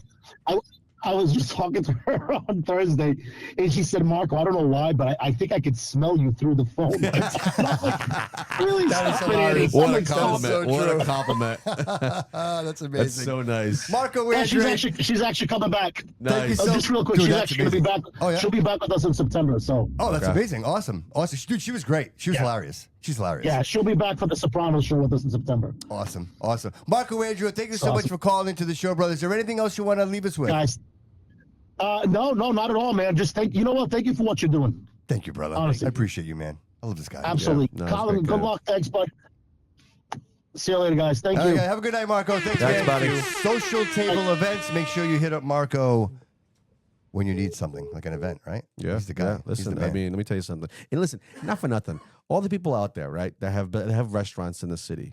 If you're struggling, yeah, shame on you. You shouldn't shame be. on you. There is shouldn't be. you have options. Yes. And social table is an option. If you need entertainment and you don't know how you don't know how to do it, or maybe you don't want to. Dude, you just want to Right, bring people ju- into your I- establishment. yes, It's yes. just a great way to do Yes, that. And it's yes. all family friendly. Everything he does. Do you know, like for nightlife, the brew house was never that place. No. But now I think of two things. I think of the brew house. I think of a comedy show, right? Or I think live music. Yeah. Yeah. There's an Or a atmosphere. boxing event. Or yeah. There's an atmosphere Right? there when Bernardo you walk boxing. in. Bernardo boxing. Bernardo boxing, yeah. Yeah. yeah. So like for me, like it's wonderful that there's options and for again, if you have a restaurant and you listen, you need some entertainment. Yeah, he's the or man. you need to reach out to Marco. Yeah, so But yeah. But he's linked everywhere too. Yeah, on the he's Bobby linked Couto everywhere. Show. Yeah, so I mean, give Marco a call. Trust me. Yeah. I mean, if Yeah. you need it, you need it. You need it. Jody Get Joe, what do you got coming up, buddy? Hold up. No, you weren't ready? You weren't ready? All right. Oh, there he go, goes. bro. Okay, go ahead. Okay. I had to make it on full Right. full spectrum All right, screen you here. got it, buddy. All right. So, what I have coming up. So I've been recently going crazy with music videos lately. I don't know if you guys been seeing. A bunch of reels been getting dropped. And there's still some to come. Yeah, you've been busy, a little busy bee, aren't you? Yeah. You're literally the second person that has called me that. Yeah, you've been busy. I've been seeing the Yeah, work. busy yeah. bees. Hey, you know what I crazy. like about the fact is when you post something, you're posting it and you're sending it to people. Yeah. It's that extra grab. I Good mean, for you. and then Keep and- working, bro. Yeah, and it's because like I feel like even as a cameraman, I'm supposed to be promoting my own work. Not a lot of cameramans do that for artists. You know, Yeah. they don't promote their work because Should. like I'm gonna be real. Even if the artist was fucking trash, I would still promote it the same way as if it was someone I worked with that was famous. You know what I'm saying? Yeah. Dude, we made So- the whole episode out of swear word in 2.5 know, hours in, I and he know. dropped bomb. You know what I mean? Yeah. I got that one good though. Pinnacle Painting, what do you got, brother? What do I got? So exterior season's here, right? This is the time of year you want to get your bookings in if you have an exterior What should job. people be looking at right now? Like heaves, anything like that? Heaves? Like, yeah. You're like, of course, you know, where all the winter damage from the ice and the snow. Well, and- that's more of a carpenter's job, I would say. That's more of a repair job. I would say, look at your house. If it looks dull, right? It used to be blue, now it looks gray, right? And there's some chipping, there's some discoloring, there's, it's just old and it looks run down, and you need something fresh, a new look. Listen, painting is always going to be cheaper from the start than vinyl siding. Yes, vinyl siding is a wonderful option, obviously.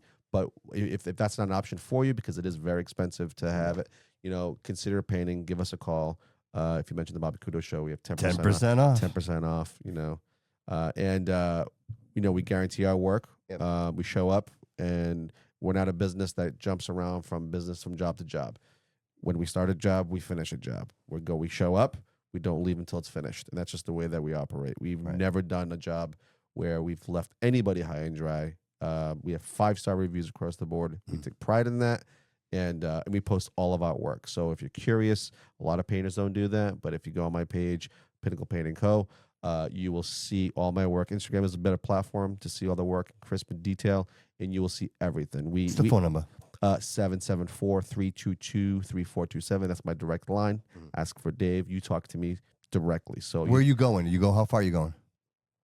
we typically go about at least 20, 25 miles. Yeah. Because I know you do some work for me, but I know that's me. You know what I mean? It's So, like, we end up in, like, I Dedham, have we end up in these different I have places. contracts with some places. So like for me, I make exceptions. Yeah. So the best thing is, I guess the point is, just get a hold of you through But, Instagram. Yeah, or just call me. Call or you, text text me. Yeah. message. Instagram handle. My Instagram handle is Pinnacle Painting Co. So it's the name of the business Co. Underscore.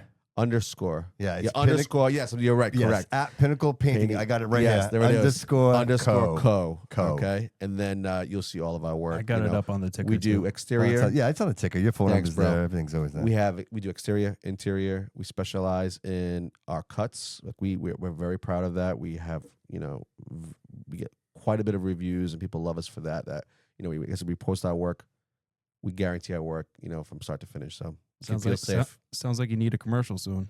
I think I so. know, right? I think so. What can we do with that? Yeah, maybe I'm gonna have to. Colin, what do you got, buddy?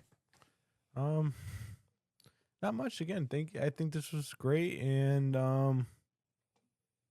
yeah, I'll leave it at that. It was a great Awesome. show. I appreciate that. I love that. Man, in few words, Rudy. Yeah, you know what? I appreciate. We learned a lot tonight. Yeah, I think, 100%, Colin. I think we always try to learn it's funny 'cause something. I- This was a Oh, absolutely. And I told very, David, very good. earlier, I said, I appreciate Colin because there's so much depth in the things that you say, bro. Yeah. Like you're very Yeah. methodical the way you speak, and I appreciate it, man. I follow Yeah. you from start to finish. You know what I mean? Appreciate that. And Yeah. and I appreciate there's no bullshit in there, bro. There's no fluff. Like you're straightforward, and Yeah. I think we Try. need more of that. You know, and I'm not surprised, bro. Like the apple doesn't fall too far from the tree, man. Your uncle is a stand-up class act guy. I appreciate him, and I'm not surprised. You know what I mean? So, Yeah. and I know I appreciate it. I'm You sure see he the does work as ethic. well. The work ethic is Oh, there, for absolutely, sure. 100%. And you guys have a genuine, like, there's a passion for the city. Correct. You see that. You see Absolutely. that.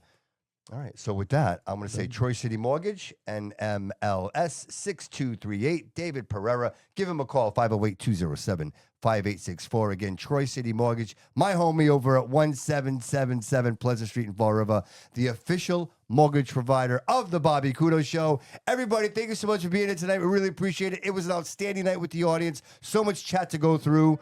I appreciate you. Josh, thanks for being here, man. Collin, thank you. David, thank you. Absolutely, Jody thank you. Joe, thank you. Remember, everybody, always remember that all roads lead here.